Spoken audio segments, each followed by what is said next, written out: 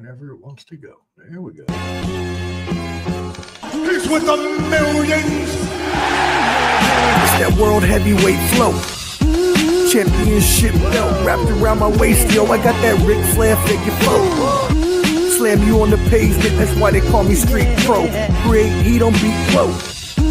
Like Jordan after the second time he three-peated, folks. Get ready, set, let's go.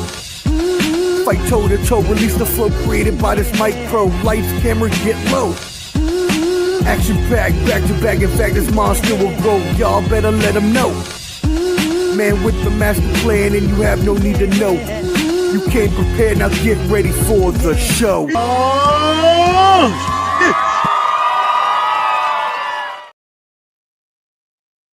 Yo, yo, yo, what up, what up, what up, friends?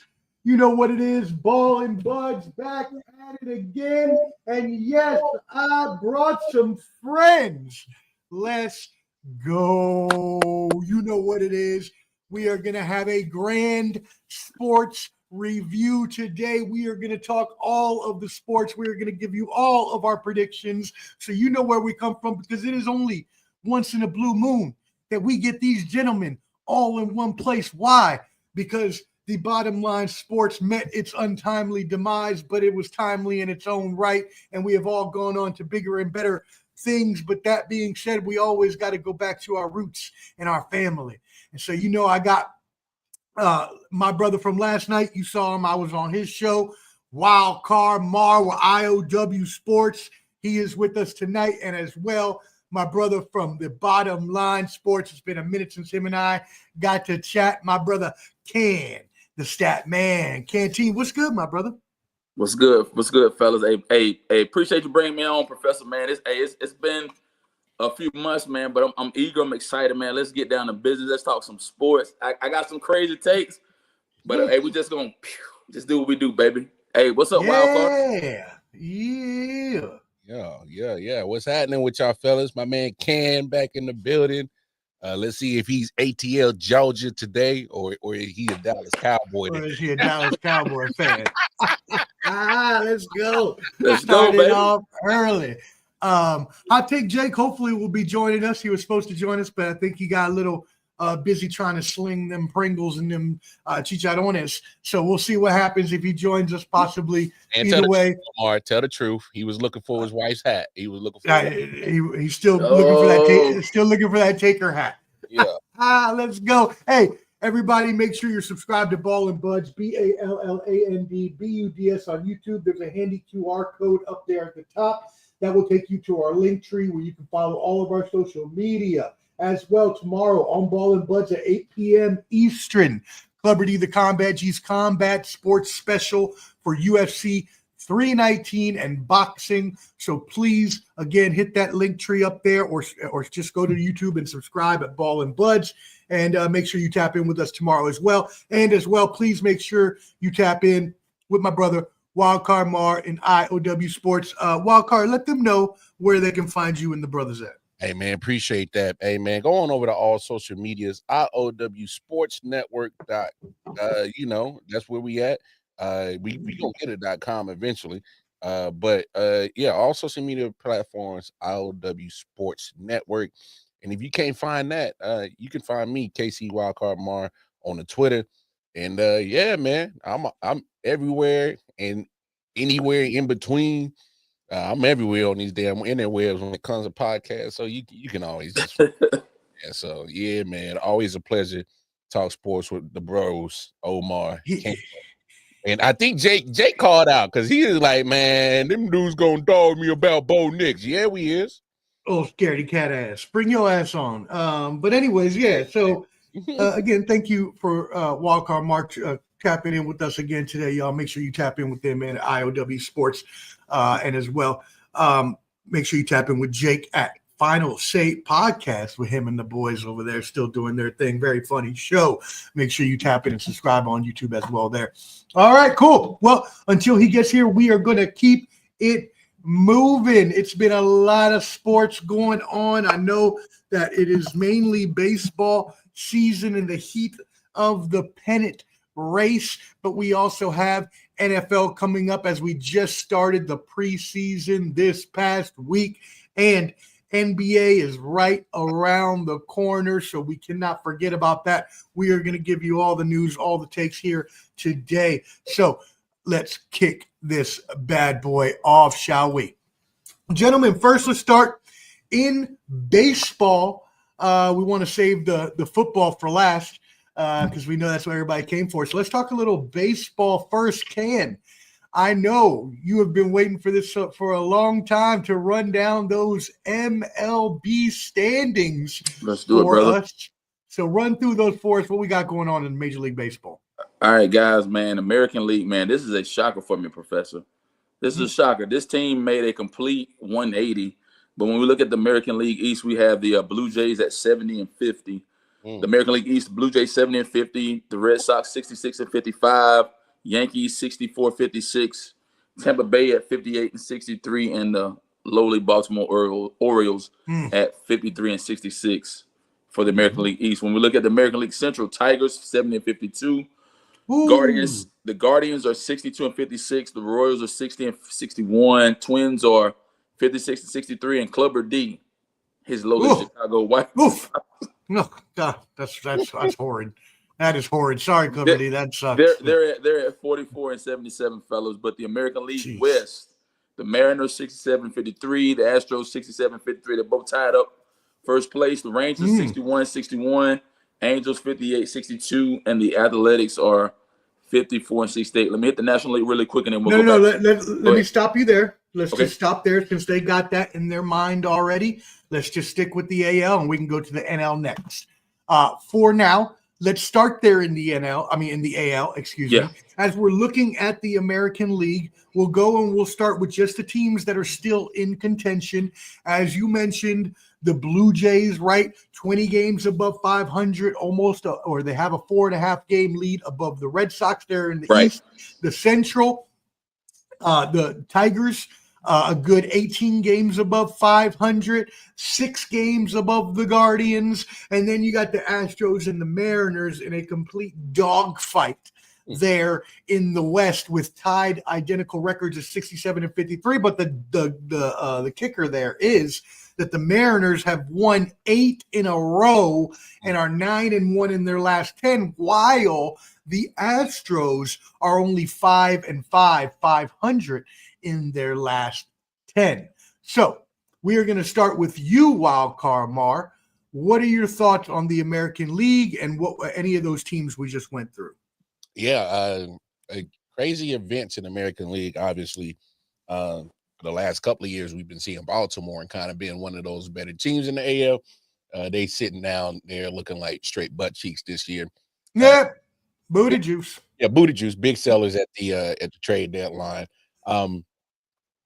For me personally, I'm kind of shocked that we got 3 teams in the Central that are still in playoff contention. Obviously, our Royals, Guardians are still vying for a wild card spot, and Guardians one back. Royals about 4.5 back in that wild card race. But I got to be honest, man. I did not see the Tigers being as good as they are. Ooh, yes. I got to be honest. Big surprise. Tigers are really killing it. And then when you look at the West, I thought that I didn't know that we were going to get at least 3 teams in the West that were going to be competitive. So we're actually seeing a lot of teams that are just kind of really being very competitive that I thought weren't. And I know we were laughing about it last night, but the Angels, they're only 6 games back. Hey, little Mike Trout injection. At least wild card, they at least 6 back from the wild card. They're not going to win that division, but there's a lot that can happen. Well, I'm glad you mentioned that. Let me build off that. So obviously we got Blue Jays, Tigers, Astros, and Mariners tied there. So you got 4 division leaders for all intents and purposes.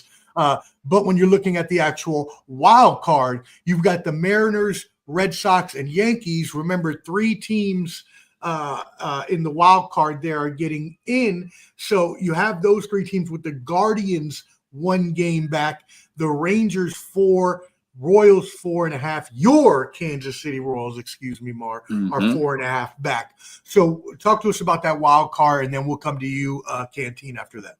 Yeah, I think that wild card is going to be crazy.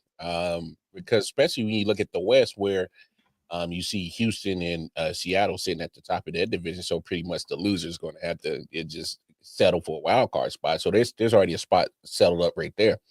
So you look at pretty much those last two spots. Obviously, Boston, New York, the rivalry. We know what goes on with them too.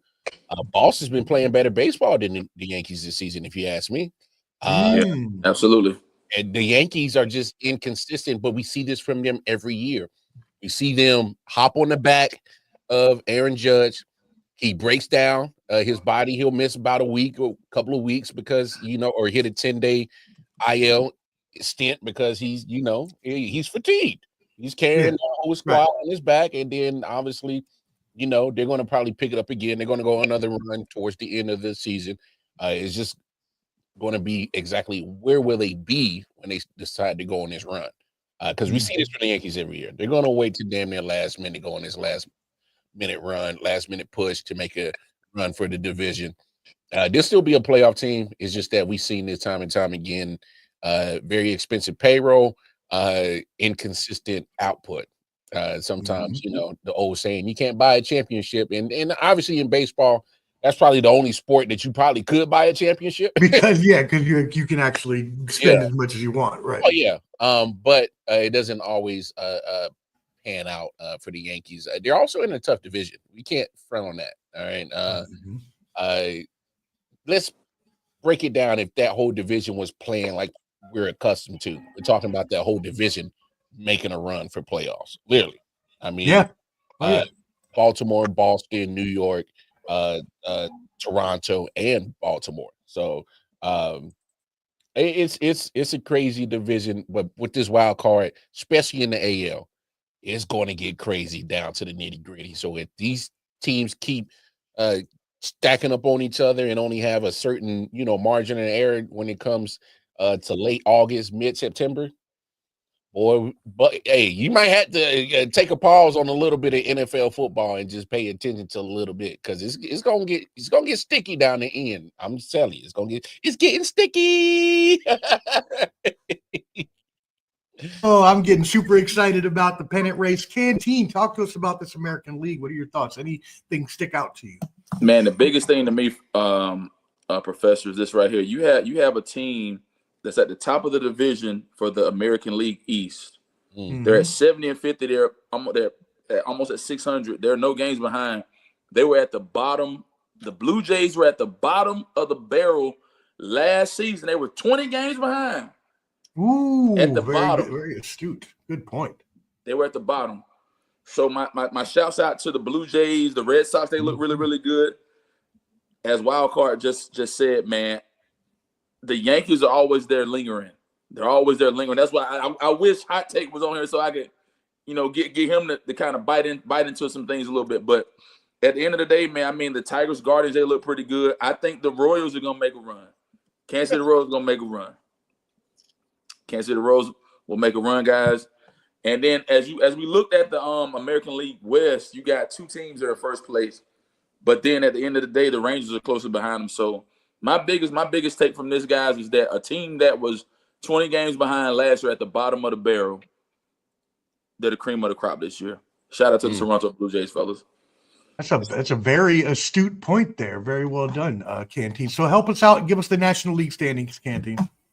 All right, National League standing, guys. When we look at National League right now, the Phillies are 69 and 50. The Mets are 64 and 55 in second place. The Marlins are 57 and 62. My lowly Braves are at 51 and 68. And then the Nationals are at 48 and 72. All right, when we look at the Central, guys, we got the Brewers 76 and 44, Cubs 67 and 51. The Reds are 63 and 58. The Cardinals are 61 and 61, and the Pirates are at 51 and 71. Last but not least, the West, man. The Padres 69-52. The Dodgers are half a game behind them at 68-52. Diamondbacks are at 59-62. The Giants are at 59-62. They're both tied up. And then the Rockies 36 and a half. Horrible Rockies that Not May. Damn near 37 games behind, guys. They're at 32 and 88, fellas. So that's what the National League looks like at this point, guys. As sadly as Clubber D's White Sox set the record last year for complete more abundant, the Rockies are going to break it this year. They're going to break it the next year. They are complete rubbish. They are booty juice to the extent. You know what kind of booty juice they are, Mar? They're that type of, since they're in the Rockies, I got to give you a little Rockies scenario. Imagine you're hiking the Rocky Mountains, and imagine you've been hiking with your crew. You're going a couple miles up, and you've just been sweating from head to toe, just sweating, and it's just the swamp ass booty juice. That's what I'm talking about right now, my friend. That's what kind of booty juice the Rockies are. Hey, Professor, what you call it? Basuda. Basuda. Say it in your words. You want you to say it. The Basuda, the booty juice, baby. The Basuda.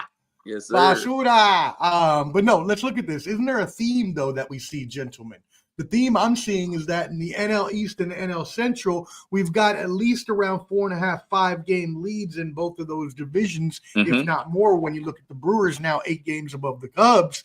Right. But the really close races are your AL West and your NL West. NL West. You have the where you have the Mariners and Astros tied in the AL, and here in the NL, as Canteen just mentioned, you have the Padres a half game above the Dodgers. So obviously we still have about 50 games left in the season, depending on who your team is and how many games they've played.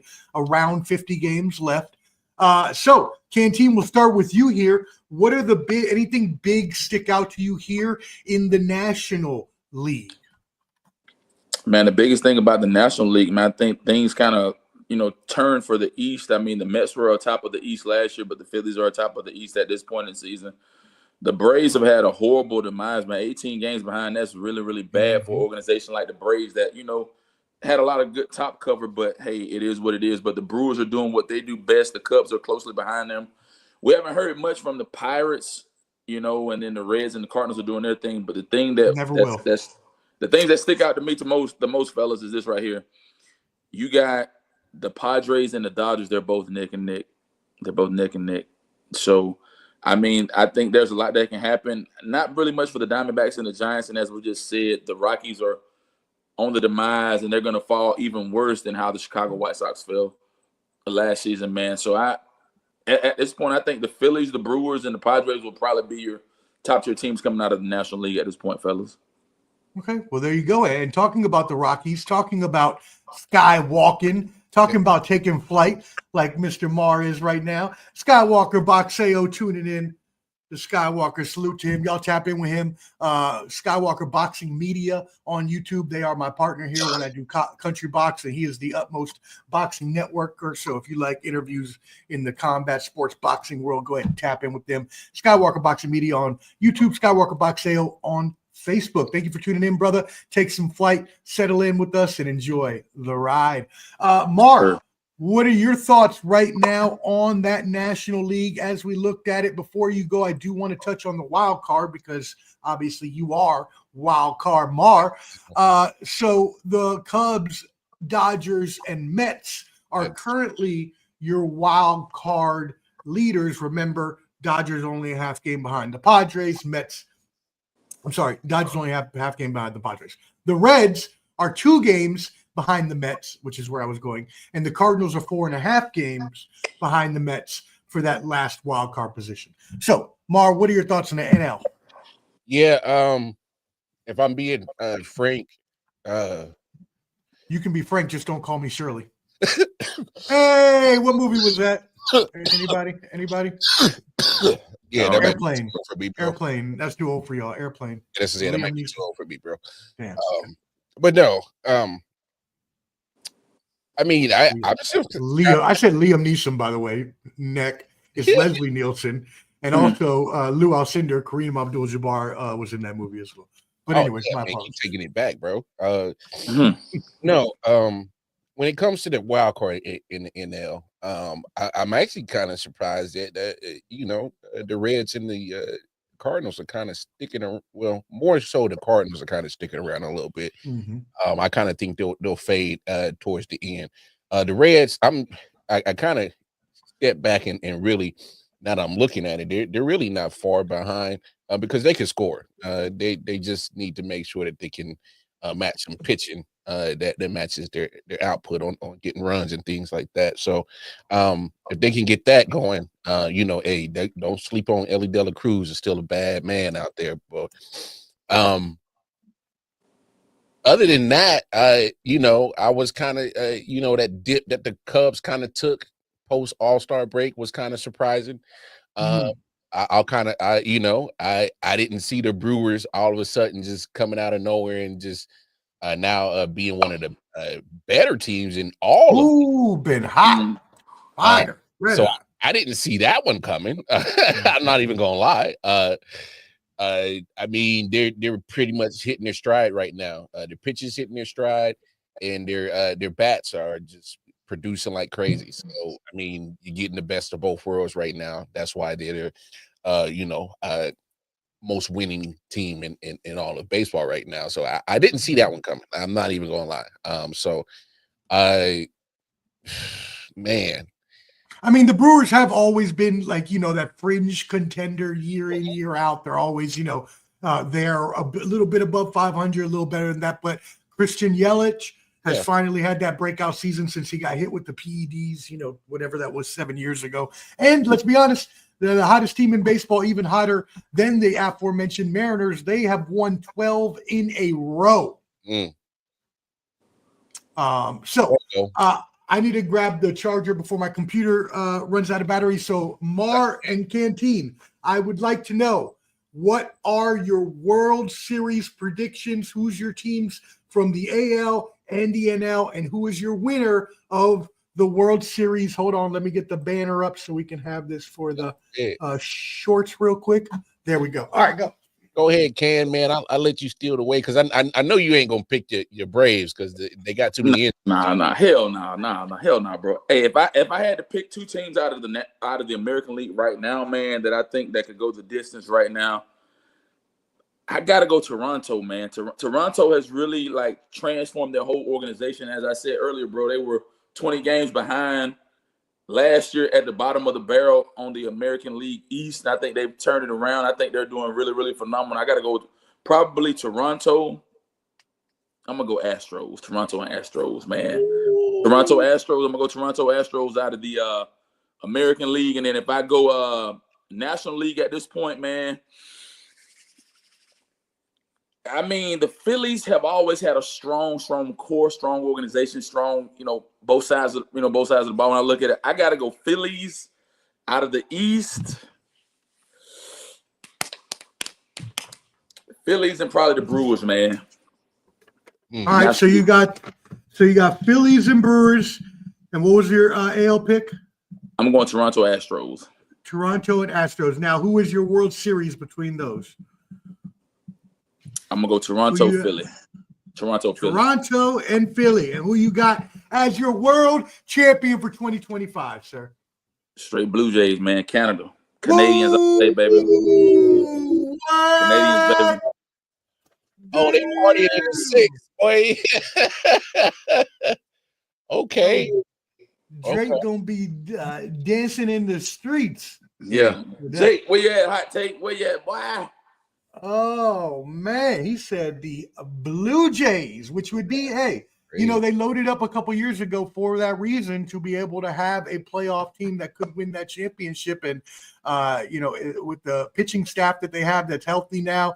And again, I mentioned this and I was laughed at on the trade deadline show a few weeks ago. Shane Bieber, if healthy and could return to even half of his Cy Young form, would really help them out. And if he does, the Blue Jays are going to be very, very hard to contend with. So that's Canteen Blue Jays over the Phillies in the World Series. Yes.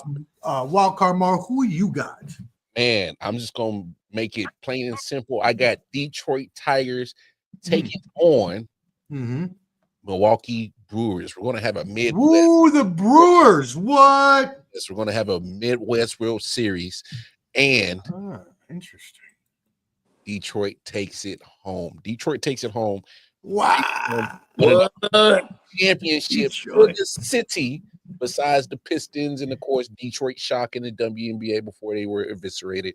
So not too many championships going on in that city, but the Tigers bring one home this year. They bring the World Series home. Yes, sir. And my MVP.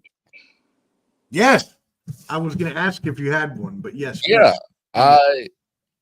I think he wins Cy Young and MVP. I'm going to go Scooble. Ooh, Scooble on the dub. On both. The MVP and Cy Young. What about in the NL? Who you got? You got anybody in the NL? You don't have to. No, NL. You have an MVP or a Cy Young, whichever. So Cy Young is going to be a man in Pittsburgh, Skaggs. Skeens. I'd be messing up his name. You good? Yeah. Skaggs. I like Skaggs better. Although rest in peace. That was Tyler Skaggs who played for the Angels. Yeah. OD'd on that medicine they were giving him. Yeah, and a whole bunch of people be getting arrested for that too. So Paul Skeens, that's my man right there in Pittsburgh. I know they're gonna look at the the run support and say, oh, the win loss, blah. No, look at homie pitch. He's filthy. All right, he's filthy. He can only affect. Yeah, he is. He can only affect the scoreboard so much, and he can only affect the win loss record so much. So, I think he still gets Cy Young just because it's kind of hard seeing other pitchers in the NL that are pitching filthier than him. MVP, I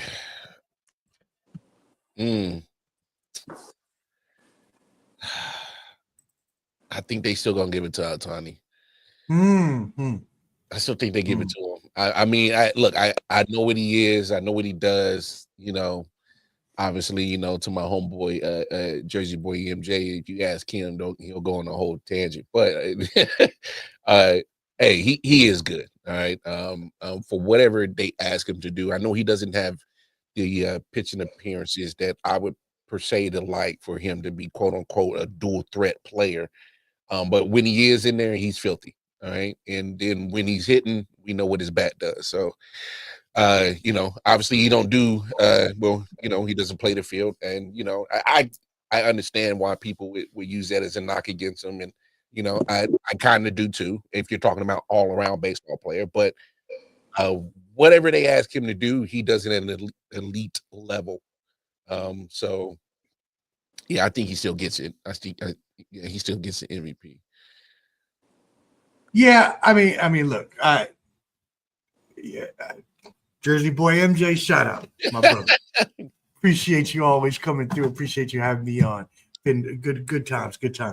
I cannot agree at all with his take on Ohtani. Yes, he may not play the field, but the only way you could be a more versatile and greater player is if you played the field, hit, and pitched, and no one does that. So until we see someone do all three of those, then right now he is the only one doing something of this nature to the elevated ability that no one else can do it at, being one of the top, if not best hitters in the league and one of the better pitchers in the league. So that's and I like him going off on it because it's funny, makes me laugh. But I just got to set the record straight. Ohtani is one of the best in the world. And it's not anything. They're not trying to hype him up. It's not anything it just is what it is. Now, Canteen. Go ahead. To be fair, business-wise, it isn't a bad idea to market him. It's not a bad idea. I mean, of course not. When just the nation of Japan has a population so huge on themselves, and they're going to follow him. Oh, you definitely market it. So I mean, you'd be stupid not to.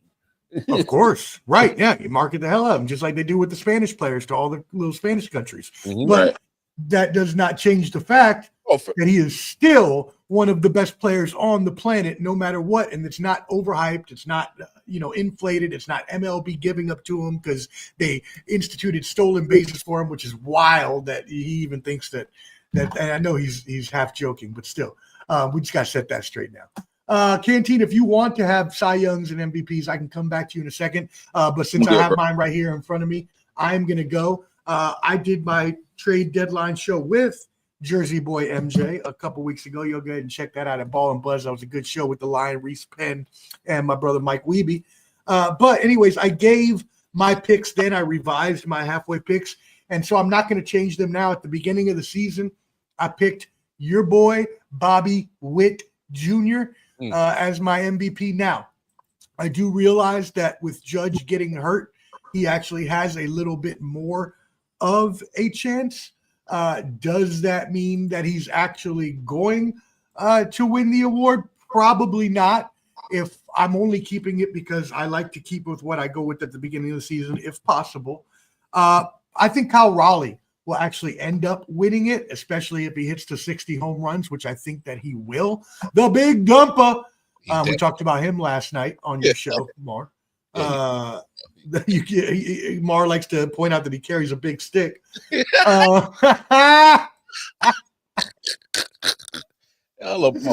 That's great.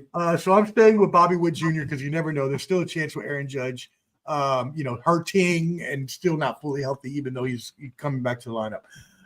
For the Cy Young, I agree with you. Skubal all day. He was a Cy Young last year. He's going to be the Cy Young again this year. In the NL, I picked Juan Soto at the beginning of the season. Yes, it was a homer biased pick. I don't care. He has almost 30 home runs now. Almost 30 home runs on the season. Yeah. I am going to stick with it because you never know. If Ohtani, God forbid, was to get hurt or start faltering down the stretch, Juan Soto is on a heater right now and could overtake him. And again, if it's a modicum of a chance, I will stick with it. So I'm sticking with Juan.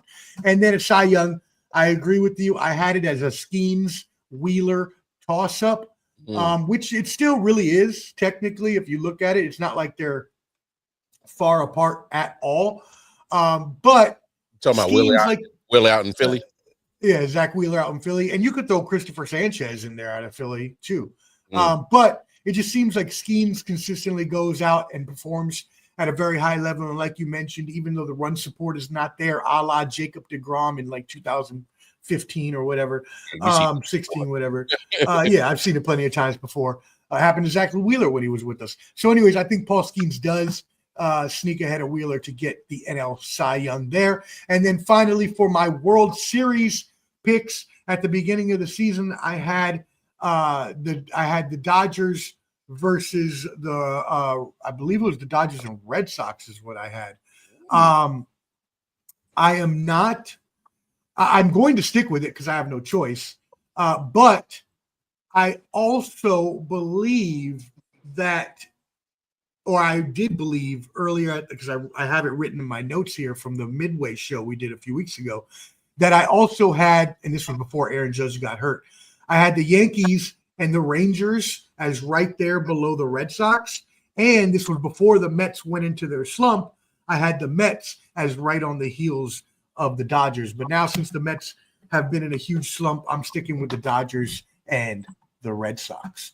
And then my World Series winner at that point, I don't want to see the Dodgers win it again. That would be boring. So I'll go with the Red Sox pulling out a victory. I didn't actually have that pick. I thought I did. Red Sox over the Dodgers in the World Series. That'd be interesting. Good, yeah. Two huge markets in baseball that would definitely bring some viewership. Oh my goodness, that would be a very, very highly rated World Series. World Series. Oh, yeah. Awesome. All right. Well, there you go. That is your Major League Baseball rest of the season preview. We appreciate y'all tuning in. Again, make sure you tap in with everybody here. Subscribe at Ball and Buds on YouTube. Tap in with KC Wildcard Mar on Twitter, as well as IOW Sports and Wildcard Mar on YouTube, and as well Ken the Stat Man. You can find him talking garbage on sports in the Bottom Line Sports group if you like talking trash. There is that group. So, all right, everybody. How about we keep it moving? What are we getting into next? Well, actually, let's take a little pre-break before we get into the NFL. I was going to go straight into the NFL, but I remember someone brought up a little bit of a topic before the show that we said we were going to talk about. ESPN has parted ways with Shannon Sharpe following settlement in the allegations of rape from an ex-girlfriend of his. Shannon Sharpe has not been on ESPN since late April when the suit was filed. the woman known as Jane Doe was seeking $50 million. Pain and suffering, psychological, emotional distress, mental anguish, among other things. Sharp said it was a shakedown attempt, has maintained that he and the Nevada women were in a consensual sexual relationship. Now, we don't know what Sharp is going to do next. Obviously, he has his nightcap show with Ocho Cinco, but he will not be back on ESPN or on First Take again. Now, I do want to go back briefly for a second because I really should not have made that gesture in hindsight. My gesture was not to bring down the credibility of the charges of said young lady. If young lady feels like she was in any way, a part of something that made her feel any of these types of ways, then fine, she did, and she is legally able to go ahead and propose that to a court of law, and we should provide her and him innocence until proven guilty or otherwise in a court of law. That being said, if you're asking for $50 million, I don't know, just seems a little off to me. Again, I'm not taking anything away, and before I get myself canceled off the airways of YouTube, I'm going to move this on to Mar, who has daughters and can probably speak to this better before I get us all canceled. Mar, help me out. Yeah, this is I just think Unc should have when you start getting money, like, and obviously it's kind of hard for us to relate to what Shannon is dealing with because we're not in that tax bracket, but just me personally is like, I know if I was to ever reach that type of money, I already know, like, it's not necessarily that it's you that changes, it's everything around you that changes once you get the money. And it's kind of like you got to navigate that. And deep down, Shannon Sharp is still a good old boy from rural Georgia. Yes, sir. I mean, let's call a spade a spade. And so, like, when you out in LA, I get it. He's been in the NFL for a minute and been on camera, but still, it's different when that bread is on a different level like that. So, although not to kick him while he's down, it's kind of like, I just thought that he's been in this kind of light for a minute. And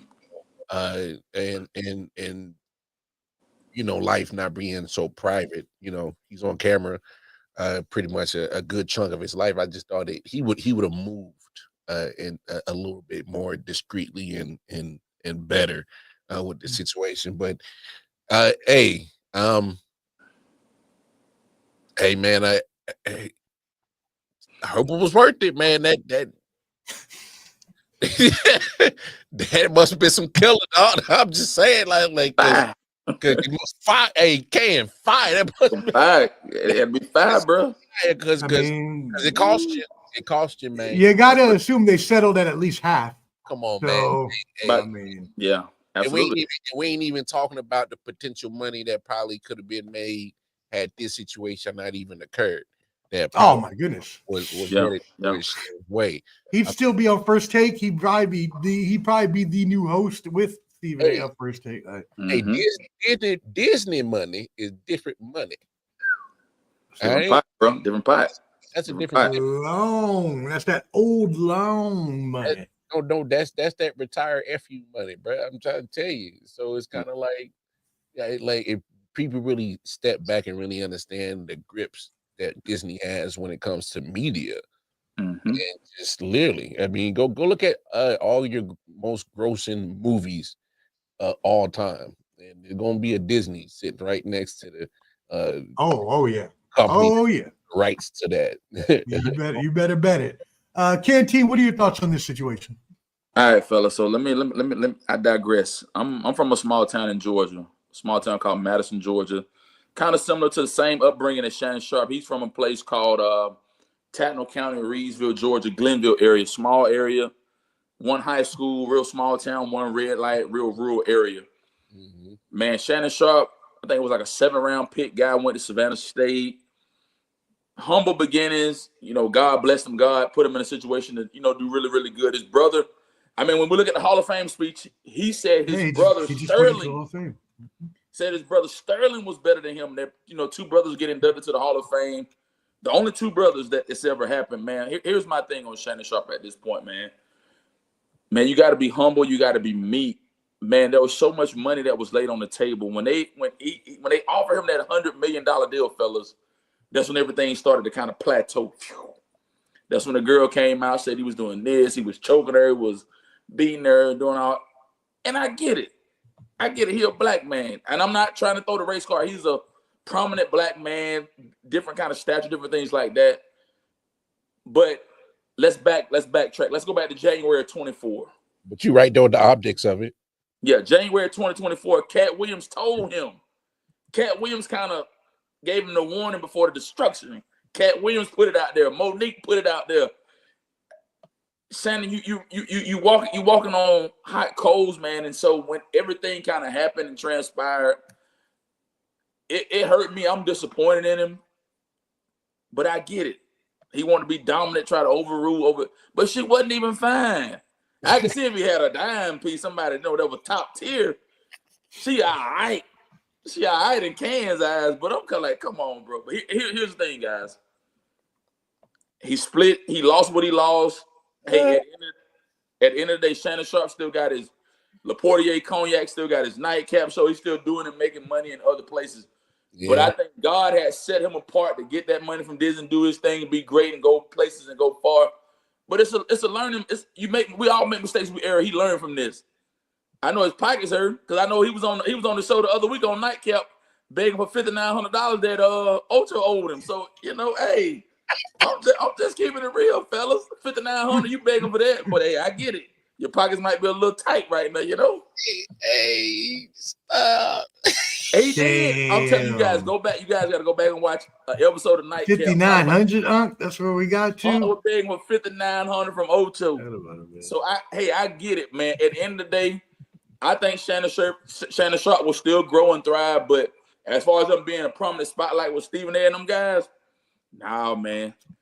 I don't think he'll resurface after this, man. Nothing big like that. No, in the long run, he'll be fine. In the long run, like you said, he already has his show. That is already a very highly rated show, so it didn't even matter anyways. Now, does it hurt his pockets from not having the Disney long money, ESPN, first take visibility? Of course. But everybody knows who he is anyways because he was a Hall of Fame football player before that. So as long as he does his own show, that's all he needs to do because there will always be sponsors to be there no matter how bad of a shit you do. There's going to be sponsors that will sponsor you. Yeah. He'll get through it. He just needs to just stay out of no more bull. The limelight. Yeah. Because if you really look at it, you had the situation he was on the basketball court with John Morant, daddy. The little Monique, the little situation, the little Instagram live thing, and now you got this situation. Oh yeah, I forgot about that one. Yeah, I forgot about that one. It's like shit. Like you got to start like chilling out a little bit, bro. Just chill out, bro. Yeah. As the great Christopher Wallace once said, "Mo money, mo problems." Mo problems. And you gotta sit down. You gotta just be more careful, especially because these girls are gonna do that. She's an OnlyFans model. The fuck you think she gonna do? Of course she gonna try to. Of course she try to hang out with the rich people and try to get as much out of it as possible. Now again, I'm not saying her allegations are false. I'm just saying, man, when you ask for that much money, you would not be mistaken if you thought, well, maybe we need to see if this is also extortion. Right.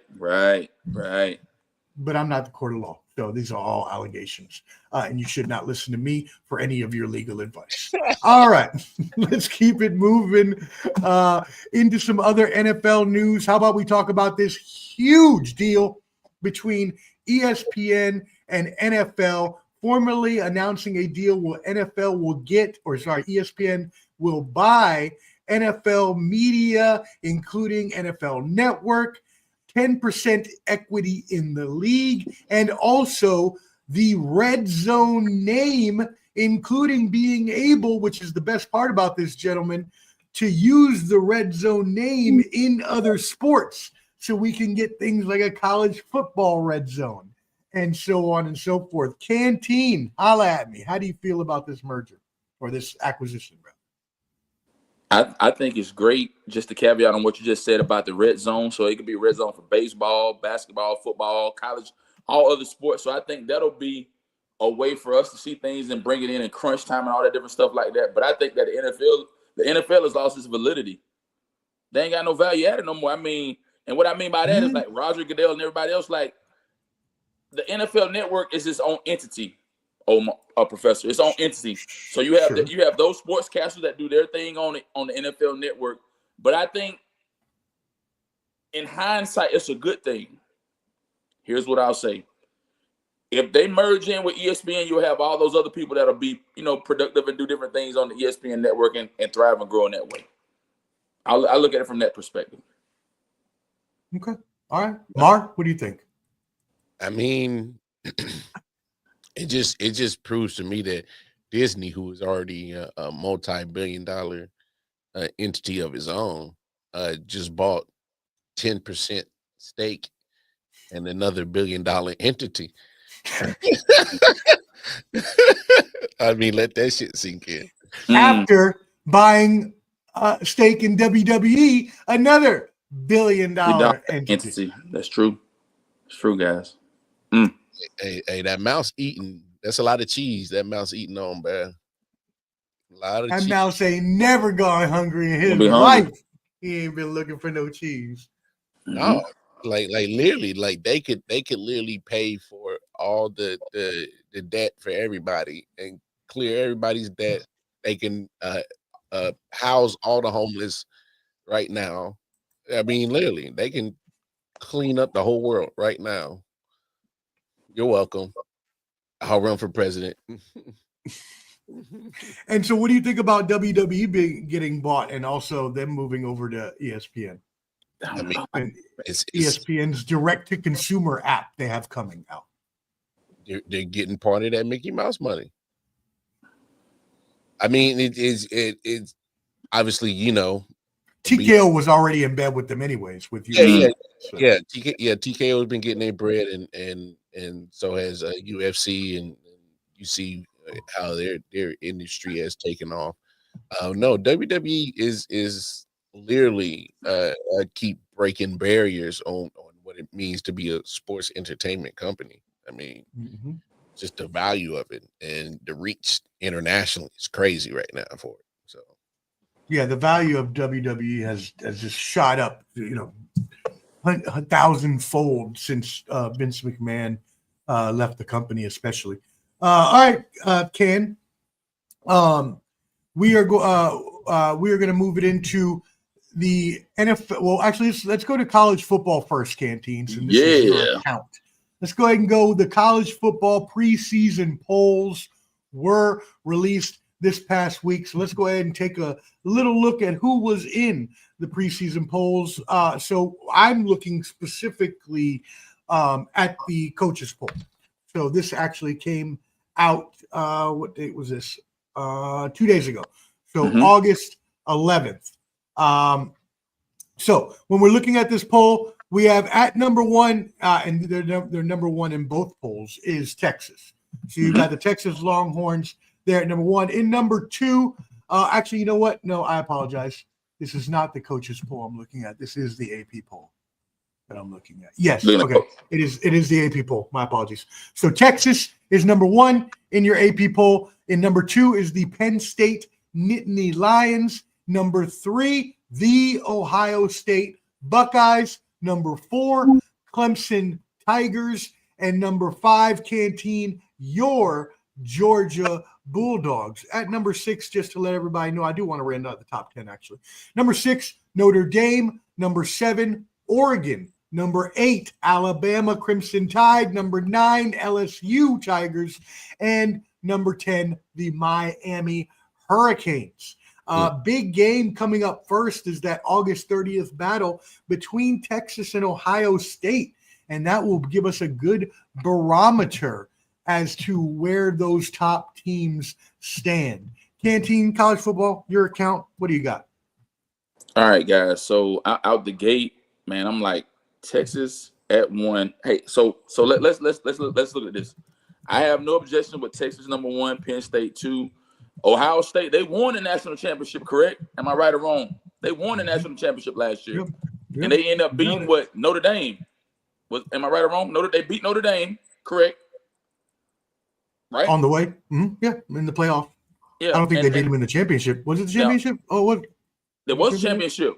It was a championship. You're right. It was a championship. Yeah. They beat Notre Dame in the championship. So I'm trying to see, how did Notre Dame drop down to 6, and then how the logic and stuff is not adding up to me. But I get it. Hey, Texas is who they are in the SEC. Penn State, Ohio State, Clemson end up winning the ACC last year. Am I right or wrong? I believe they won the ACC. I believe that's correct. They won the ACC. I think it was actually Clemson. Oh yeah, because SMU was. That's right. SMU was.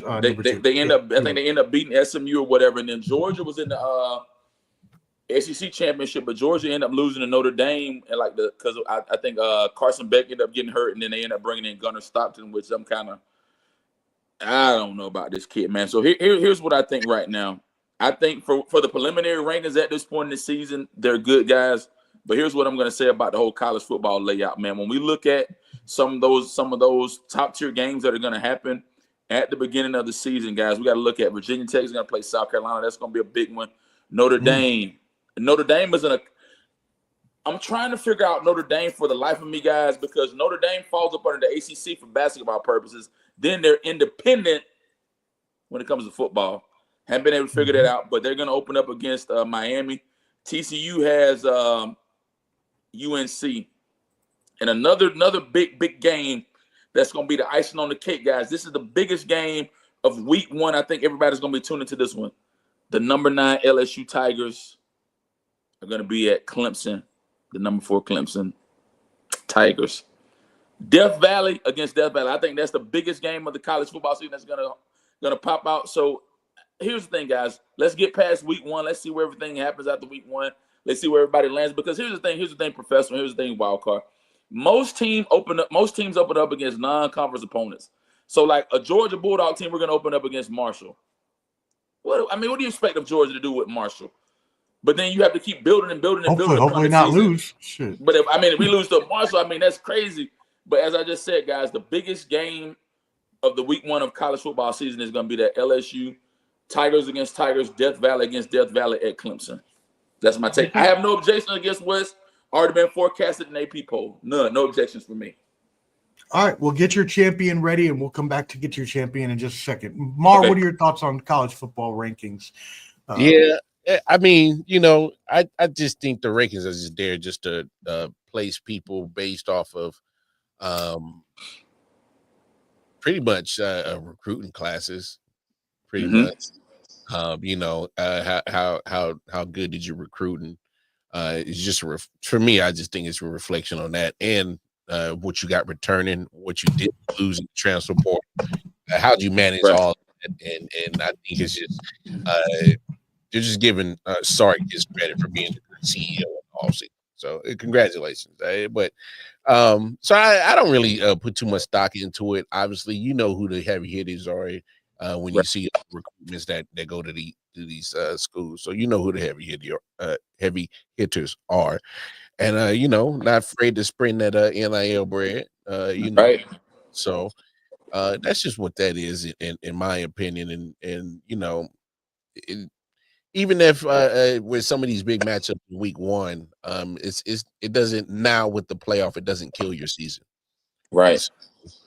You can I agree with your point, Omar, when you said barometer, see where you're at against other big time programs. But losing one in now in this era of college football is nothing. It's like it is what it is.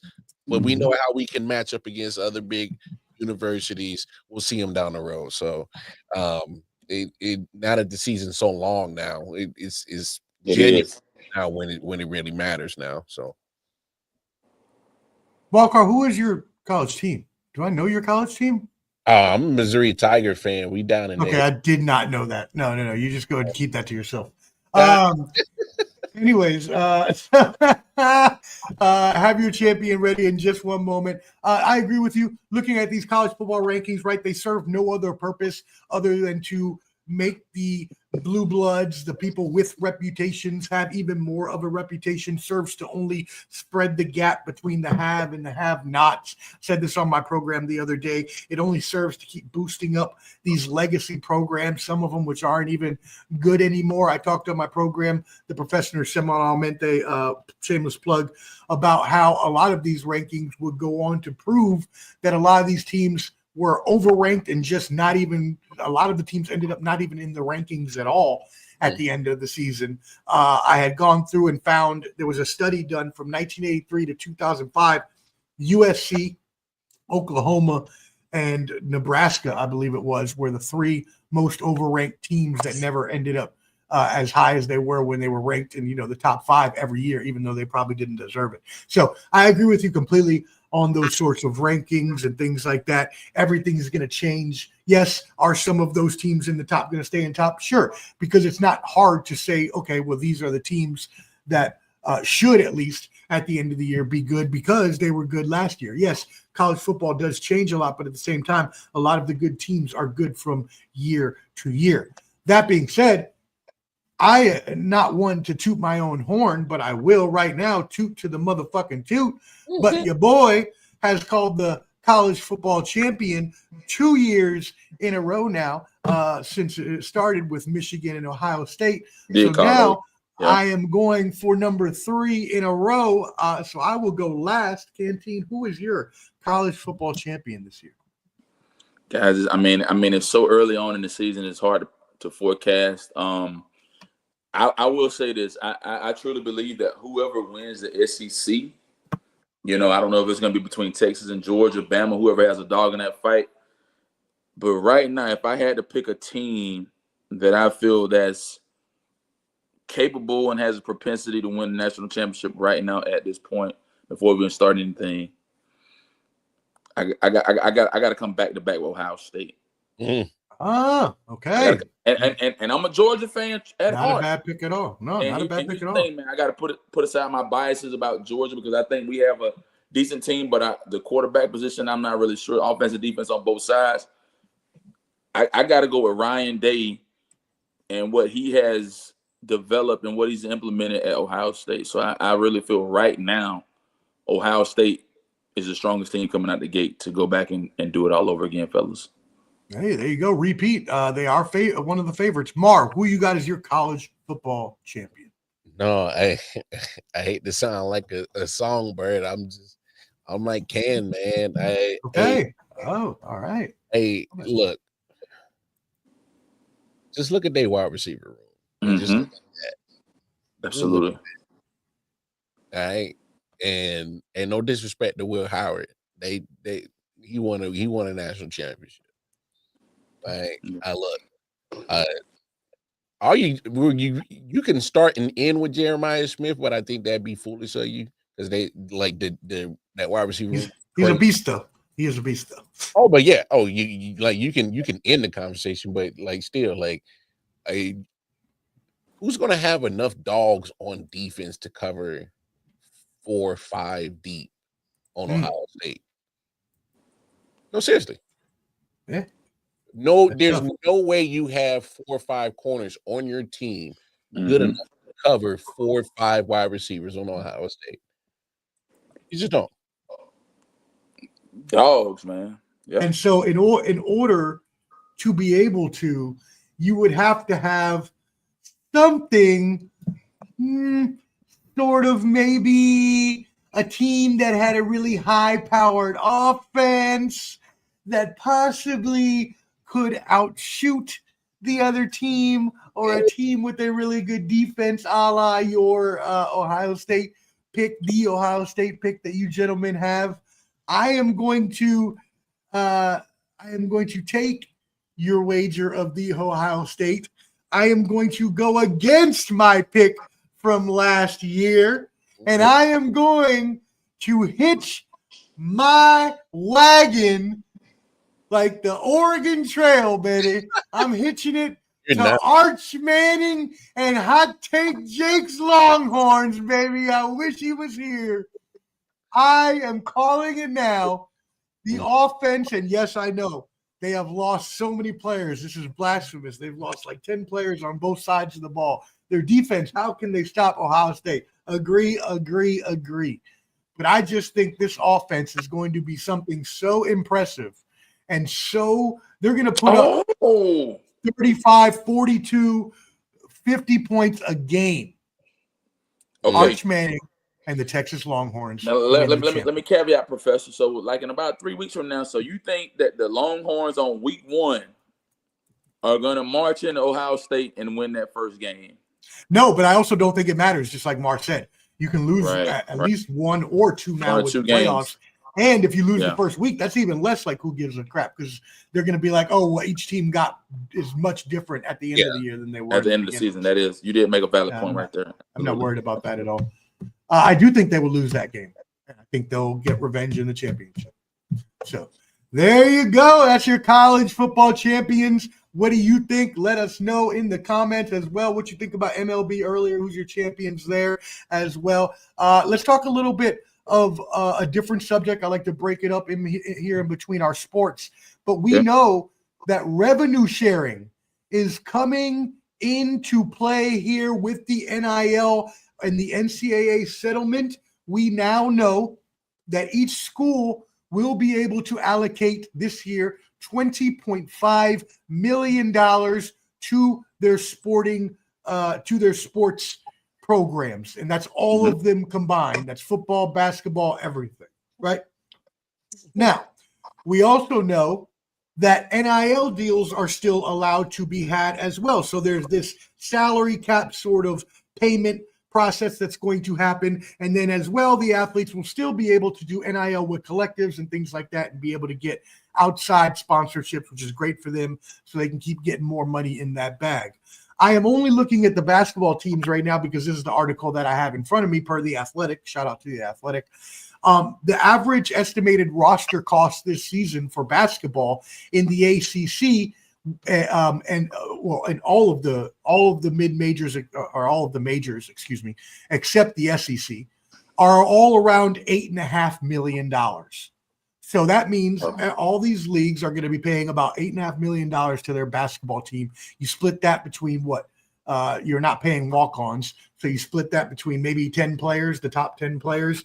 So you're looking at, anywhere between $500,000 to $1.5 million, depending on the type of player you are, what's your position, things like that. UCLA, I've been following them all off season. They already came out and they said on the football team, they're dividing it up between everybody on the team, and then they're splitting it up in tiers.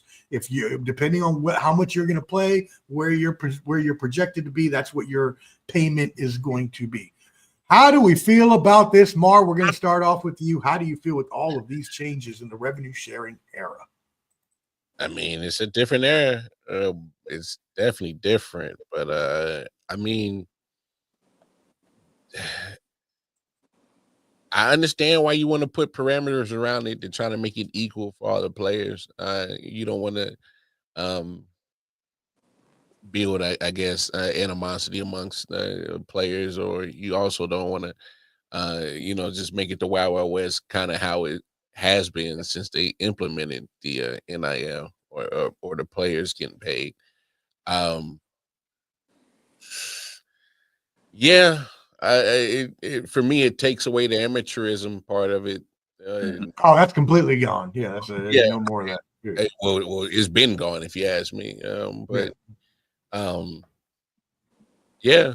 I mean, because I kind of said this on my show before. It's like if you're mimicking a situation that you're about to go into to a professional field, then you should mimic it the whole way. Like if you're about to go to the NFL, about to go to the NBA, or about to go to one of these other professional leagues, and they're already having to deal with money, image, name, likeness, branding. So mimic it, like practice it. Use it as Yeah. practice before you go into it, and put up the rules and the parameters just like an NFL or NBA, and keep it moving. So simplify it, and adapt the same rules. Just make the same thing. So Okay. Canteen, what do you think? Man, name, image, and likeness, guys. I think you separate the men from the boys, women from the girls. I mean, when you look at the financial aspect of everything, man, when I look at, like, I'll give you guys a prime example. You look at Duke basketball.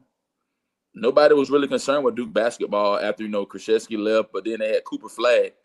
He was like the prominent picture of Duke basketball. So you look at organizations and teams, even Colorado.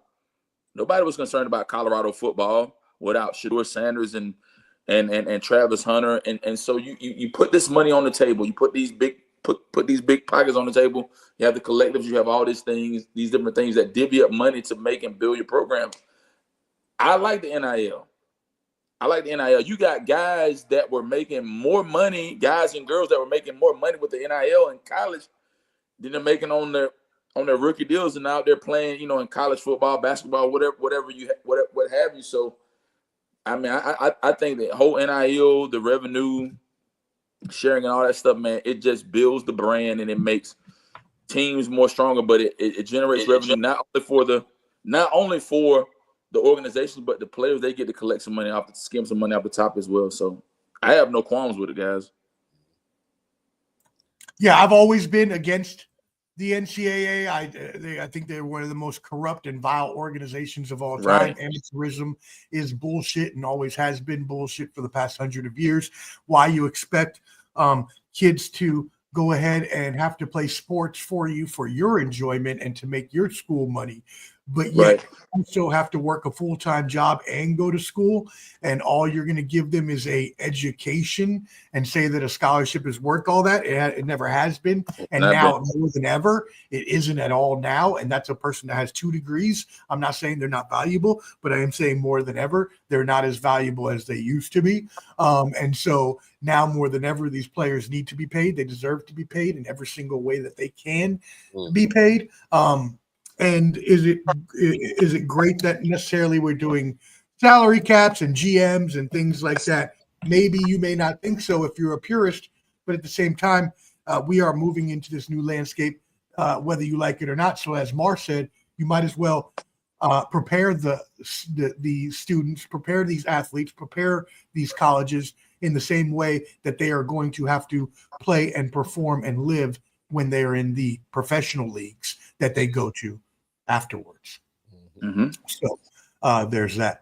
All right, cool. Just wanted to get your thoughts on that. Obviously, with them paying, right, the basketball and football teams, we're definitely going to see, we're going to see that in the future where you're dealing with, okay, the basketball, football teams probably each getting, $8.5, $9 million, and then you're splitting up the other $2 to $3 million among all your other sports, your soccer, your field hockey, your swimming, your gymnastics, your softball, your women's basketball and everything. We'll see if they can actually get this to work, but obviously going forward into the future with media rights and things increasing, they're going to have more money to give, and the schools will have more money going forward. I'm sure it's going to bump up every year like it does in professional sports. Cool. Well, I have not had this opportunity before, and so I have to stop now in the middle of the show and give a shout out to my brother, Mac. I used to work with Mac, and I want to give him big, huge congratulations to the birth of his son last week, his first child. So congratulations and shout out to him. He's always asked for a shout out on one of my programs, and I never see him on, but I see on Instagram he is watching now. So my brother, salute to you. Congratulations to you and the growing family. And as well, let me plug him real quick. If you are here in Tennessee and you have any insurance needs whatsoever, home insurance, auto insurance, boating insurance, whatever, Insure TN, Mac Watson. He is the man. He is the myth. He is the legend. He will give you the cheapest insurance rates. I've been with him doing my renter's insurance, and he's not just because it's a friend, but because he also has been able to consistently beat all other competitors when it comes to your insurance rates. InsureTN, ask for Matt Watson. Shout out, my brother. Love you, bro. All right, let's keep it moving. Make sure you tap in with everybody here. Subscribe to Ball and Buds. Subscribe to IOW Sports. Subscribe at Wild Car Mar, all on your YouTube airwaves. Cool. And final say pod for Jake, even though he's not here. All right, cool. Let's keep it moving. Now we move on into the NBA. It's not NFL time yet. I know I keep teasing you. I'm making you wait till the end.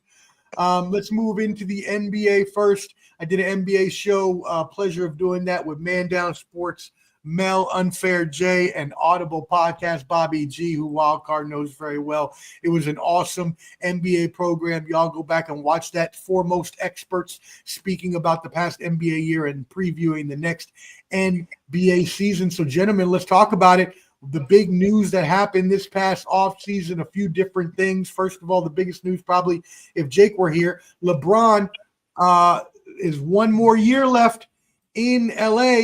Luka signs a brand new 3-year max to stay, obviously, as the face of the franchise there in LA. You also had other moves around the league. Wembanyama got his future partner with De'Aaron Fox securing a max deal. The Clippers have loaded up like it is 2015 with every veteran on the planet. But hey, I'm not mad because I think it might actually work out for you. There's a little tease for you there. You still obviously have the defending champion Oklahoma City Thunder moving over into the East. My Celtics, what a sad state of affairs. The Indiana Pacers, what a sad state of affairs. 2 Achilles injuries. And actually, let's not forget, not Donovan Mitchell, but shoot, help me out here, y'all. Dame Lillard? Dame Lillard. Dame Lillard went back to Portland. He went back to Portland, but he also has the Achilles. So we have 3 very harmful Achilles injuries. That means Indiana and Boston, they gone. See ya. No chance this year whatsoever. So you're looking at teams such as the Knicks, the Magic making an impressive move for Desmond Bane in the offseason as well. You got, the perennial, contenders there that are there every year. So looking at this NBA landscape, what we've seen go on over the offseason, give me your thoughts on the NBA this upcoming season. Canteen, let's start with you. Man, guys, so if we look at last year's NBA season, man, it was kind of interesting, kind of sort of what have you. But, man, as we saw, OKC did their thing, and they ended up winning the championship, what have you. Shai Gilgeous-Alexander, prominent NBA player. But here's what we got, guys. When we look at the East, I mean, the Cavaliers ended up finishing the season at 64-18. Celtics went 61-21, Knicks 51-31, and the Pacers were shortly there behind them at 50-32. We look at the West. When we look at the West numbers, man, Thunder 68-14, Rockets 52-30, Lakers 50-32, Nuggets at 50-32 as well. Here's what I think is going to happen, man. I think the door is kind of wide open across the board. I think here's my point on this, guys. Dame Lillard should have never left Portland, man. I think Portland should have stacked the deck, built around him. They could have had a great season. My other words are, here are the things with the East. You got Giannis on a, I can't pronounce his last name or whatever, but he's in a frenzy. So, I mean, here's what we got, man. Lakers got LeBron James. And then another big thing, guys, old boy went and lost all that weight. He got healthy. He got in shape. Looking diesel. Yeah, Luka looking kind of thin and look real chiseled out. So here's the thing, guys. I think it's going to be a great basketball season, man. I'm just kind of waiting to see how everything pans out during the preseason, see what October has to bring. But we'll just kind of go from there, guys, at this point. Yeah, no doubt. So, again, Mark, we've seen a lot of moves, but we also know that there are teams that are all in on winning championships. And those teams we've seen right in the past few years, perennial, the Nuggets, the Cavaliers started coming up. The Rockets look really good and young. They traded Kevin Durant, which we haven't Oh. even talked about. Yeah, I didn't even mention that because it slipped out of my mind. I don't know how, but Kevin Durant going to the Rockets was the biggest trade of the offseason. You still got the Knicks, right? Mar, give us your thoughts on the NBA upcoming season. Canteen said something that really kind of hooked me into what he was saying and wide open. And if you really look at it, especially in the West, you got a lot of talent everywhere, and at least about 6 teams deep that you know Can make moves. Yeah, could make some moves and get to at least the finals, and probably maybe about a half of those you could probably say for sure probably win it. But then you look at the East because you got Indiana going to take a step back. No Halliburton. They lose Miles Turner to Milwaukee. You look at you know Boston with no Tatum, and it's going to be pretty much on Jaylen Brown, and there's going to be some movement in there. I think Cleveland is still going to be one of the better teams in the East still. I think New York's still going to be in the conversation, but like you said, watch Detroit, Orlando, Miami, maybe even if Atlanta and Chicago can get their shit together, you start climbing up just because by natural selection there's going to be 2 teams that is going to drop because their Achilles or has been the reason why they're going to drop. So I wholeheartedly agree with Ken on that. It's going to be wide open on both sides of the conferences, if you ask me. Can't hear you though. Thank you. As I mentioned, we see that there are the perennial contenders, right? You got the Nuggets, you've got obviously the Thunder won last year, but yes, we do also have a wide open field because of injuries, because of teams getting older, because of attrition, teams losing players, teams going to other teams, as happens every offseason. And yeah, it does seem like it is a lot more open this season than usual. But I still think that that's going to make for an even, in my eyes, it always has been, that parity in sports makes it obviously that much more competitive because you have teams where there's not so much of a gap between the good teams and the bad teams, and you can actually have more decent competitive seasons and playoffs and things like that versus, right, and I'm not going to say that it should be an asterisk like Hot Take Jake says, and I'll get to their bubble championship in just a second. But the Celtics, right, having a little bit of an easier road, they say, because of injuries, or last year the Thunder having a little bit easier road because of injuries, what have you. You still have to play the game. You still have to go through the actual other teams that are in front of you. You're all playing within the same conditions, which lends credence to the bubble championship argument being a positive. So I'm hoping that, especially being a Celtics fan, I have nothing to root for in terms of my team because I know we're just going to be tanking. I'm just hoping to see a really good overall season because I know I'm going to have League Pass and watching the games every night, and I just want to see really competitive, good games. That being said, let's go ahead and get our NBA champions. Also, if you have an MVP, that's fine, but you don't have to. NBA champions for this upcoming season. Canteen, you look like you're smiling. Let's start with you.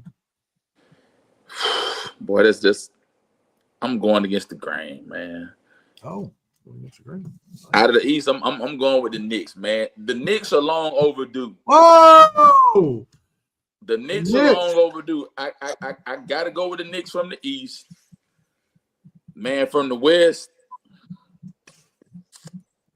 Oh, boy, you put me on the spot tonight, Professor. I actually told you way before the show started. You did give me the preface, man. I'm gonna go New York Knicks, guys, and I'm gonna go Nuggets. New York okay, Knicks and Nuggets. There we go. Nuggets coming back even after losing Porter Jr. Wildcard Mar, what you got? God. Man, yeah, I'm not gonna say nothing wild. This look, Cleveland is going to they're going to get healthier. They had some injury issues in the playoff. I think they're still a good team. And then Oklahoma City pretty much just won a championship and said, "Hey, let's retain everybody," and they pretty much retained a majority of that championship thing, and that's how you start building something. So yeah, I got Oklahoma City winning it as they defeat the Cleveland Cavaliers. Over Cleveland Cavaliers. Oh, by the way, Canteen, who is your champion? I didn't even ask. Knicks versus Nuggets. Who's winning the title, Canteen? I'm going Nuggets, man. Jokic. Nuggets and MVP, bro. Jokic winning the championship. All right, cool. Well, I'm actually going to mash yours up together and come up with my amalgamation, which is a tremendous word for a Puerto Rican on a live TV show. Yo, that's crazy. Yeah, amalgamation. AMALGATION. It's a combination of two different entities. Anyways, damn, I'm good. Anyways, let's move it on. My champion, I agree with you, Mar.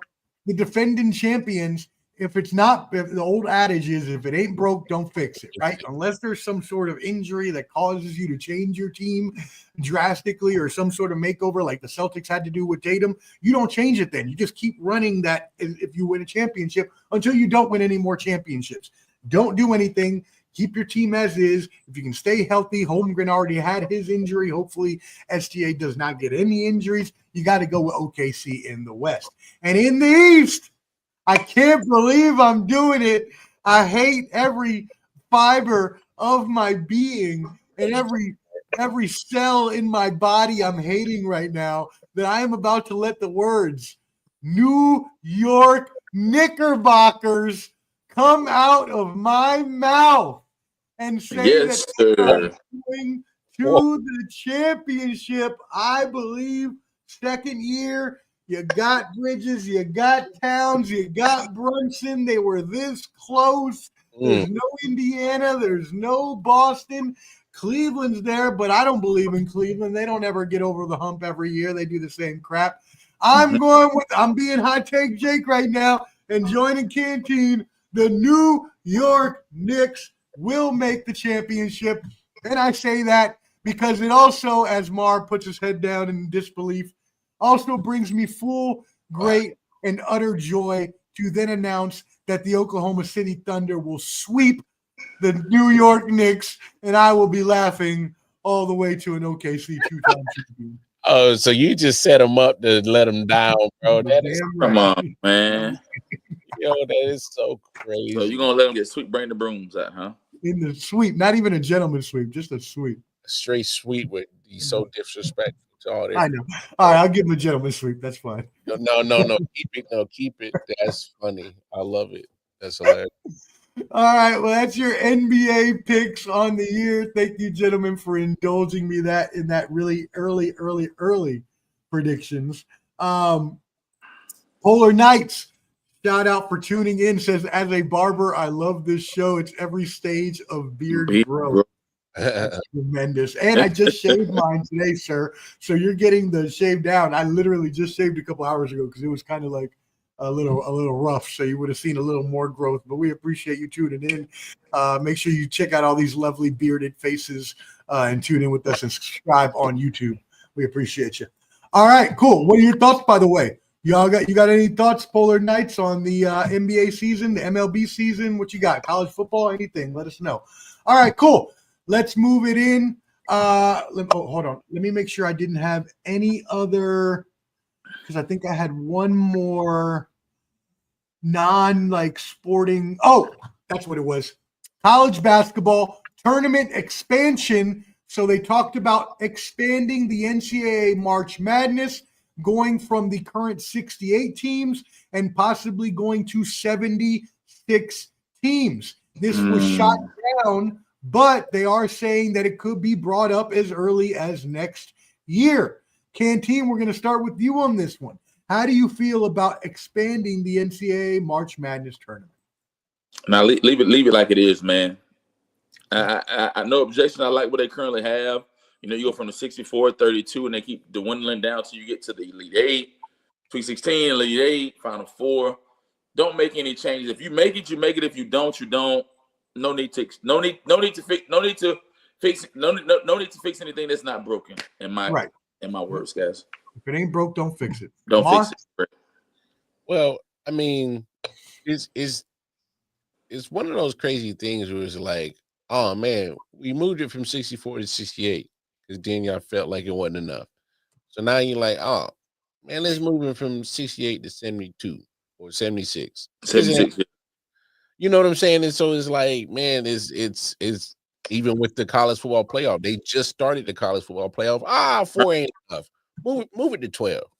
So it's like, man, you don't know where the line is on what is enough to say who deserves to get in or not to battle for a championship, and all they're doing is making it longer for them to obviously, they're still making good money on all these TV rights and having a long ass season, so they still get all the sponsorships and the money that's flowing through all this shit. So look, whatever they feel is necessary to keep money grabbing, whatever. You're exactly right, though. That's all of this is. That's revenue, expanding of the college football playoffs, expanding it's all about getting more media rights. It's all about getting more money. And hey, look, sports is the biggest thing in the world when it comes to making money on TV because everybody likes sports. Even if you don't like sports, you probably like some sport. You like gymnastics, you like dance, you like something. There's some sort of sport that everyone at least likes, even if you are not a sporting fan per se. So making money off of sports is only going to continue to go fist over hand and hand over fist for trillions and trillions of dollars into the future. So we can't expect that this is not going to happen. And if you're going to do it, then fine. If you're going to do it off the fact of, everybody deserves a chance to be in, then fine, whatever. Let all this, just go to all 128 damn college teams or 118, whatever it is. Let everybody in, let them play it out, whatever, who cares? But all you're doing is making it longer and diluting it for the sake of more money. Am I going to watch the games? Of course, because that's all what I do during March Madness is I watch the basketball game. So will I watch, Willard Academy versus Montenegro U? Yeah, I probably would, even though those are both high school teams. I don't know why I named them in college, but the fact remains that, look, y'all, it is a money grab, as Mar said. It's just to see how much more we can extort out of these kids that we didn't want to pay forever, and now we're still having problems paying, even though we're making billions, trillions off of this. I agree, keep it the way it is. If it's not broke, don't fix it, but they're going to do it anyways. So just like with the super conferences in college football. It's going to end up being 2 32-inch conferences. Just get it over with. Just do it now. Correct. Run, do it. Right. All right. A couple other basketball stories I did forget about before I want to move into, and we're going to football right now. So y'all, don't worry. The good part's coming. NFL's coming. But a couple controversial stories in the NBA I really wanted to get your takes on. First of all, the one I talked about earlier, Daryl Morey came out earlier this week talking about the Lakers bubble championship, and this is his quote. He says, "Everyone I speak to around the league privately agrees it doesn't truly hold up as a genuine championship. Perhaps the lasting legacy of the NBA bubble is that the NBA should be proud of its leadership through the pandemic, and that even though the champion will forever be marked by an asterisk." Wow. Hugely strong words from one of the most prominent GMs in the NBA. This was met with a lot of vitriol, a lot of hate in terms of why would you even think that would be necessary to state. A lot of people saying, as I mentioned earlier, kind of they had to play all in the same conditions sort of things. But you know me, I am a massive Laker hater. I do believe the bubble championship does deserve an asterisk. I don't believe Mar has ever heard me say that. because I used to just say it to Jake, but I do believe so. I don't care that they all had to play in the same conditions. It was a totally bogus setup, playoffs in front of no fans, no atmosphere. It just, to me, it just did not bring the same standard of NBA championship. And I'm trying to keep talking because I see Mar ready to erupt like a Dragon Ball Z character on my ass right now.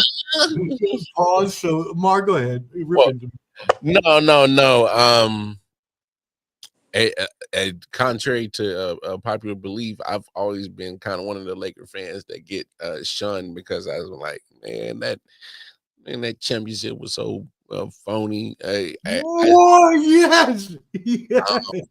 Well, no, because I mean, look, we talking about a fragile AD got the rest for 3 months. We're talking about a 34 at that point. I think LeBron was 34, 35. Mileage crazy on his legs, and he gets the rest for 3 months. Like that's an off season. They got to have an off season in the middle of the season, and like I get it. It's everybody had the same time off, but for me, like time off affects different people and for different reasons. And with LeBron being having that much mileage on his body, that time off does him wonders compared to somebody else. You're just a woman with a small brain, with a brain a third the size of us. Having It's science. AD who's fragile, having time off, not putting him in physical contact, so he's not getting hurt. Like that affects his body totally different from others. So that's how I always felt about it. And wow, I didn't know there were realistic Laker fans in this world. I thought you were all out of your mind. No, and people always, they were like, oh, well, it's because you don't like LeBron. And no, I'm not a big LeBron fan, but I'm just looking at this from a basketball and just a real point of view. Like this, like I think I'm looking at it real from real common sense lens. That's what I think I am. And some people, oh, you're a hater. I'm like, I don't know. It's like I just look at it so different. Like it just wow. I mean, that makes sense to me. That, but for Daryl Morey to say it, I'm a fan. I'm just talking like barbershop talk. I can say that. I got the podcast and the platform to do that, and that's what I do. But for him to say that and kind of talk from the point of view from a fan, that to me, I thought that was kind of awkward because, I mean, if we keep it in a buck as a GM, what championships have you won?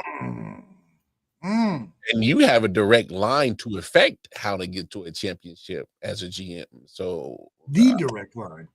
I'm just saying, if we really having that conversation, so you feel it was in poor taste that it came from him versus certain messages shouldn't come from certain messengers. Ooh, I like that. Yes, great point.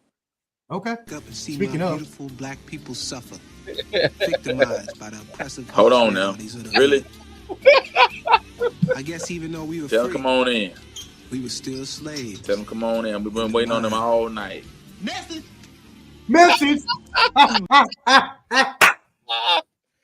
Will always and forever be one of my favorite movies of all time. Don't be a menace to South Central while drinking your juice in the hood. Just a tremendous, tremendous movie. That was wild, wasn't it? I love it. All right, cool. So just wanted to get your thoughts on that. Canteen. I've never heard a Lakers fan admit that the bubble championship is asterisk worthy. What do you think, my friend? Basu, the booty juice in your whoa, the booty juice championship of the world. No. But listen, man. Like you're saying he's booty juice for saying that? Oh, okay. No. I'm just saying the whole thing with the whole championship, man. We had to adjust to a different norm. Even during football season, basketball, all that stuff.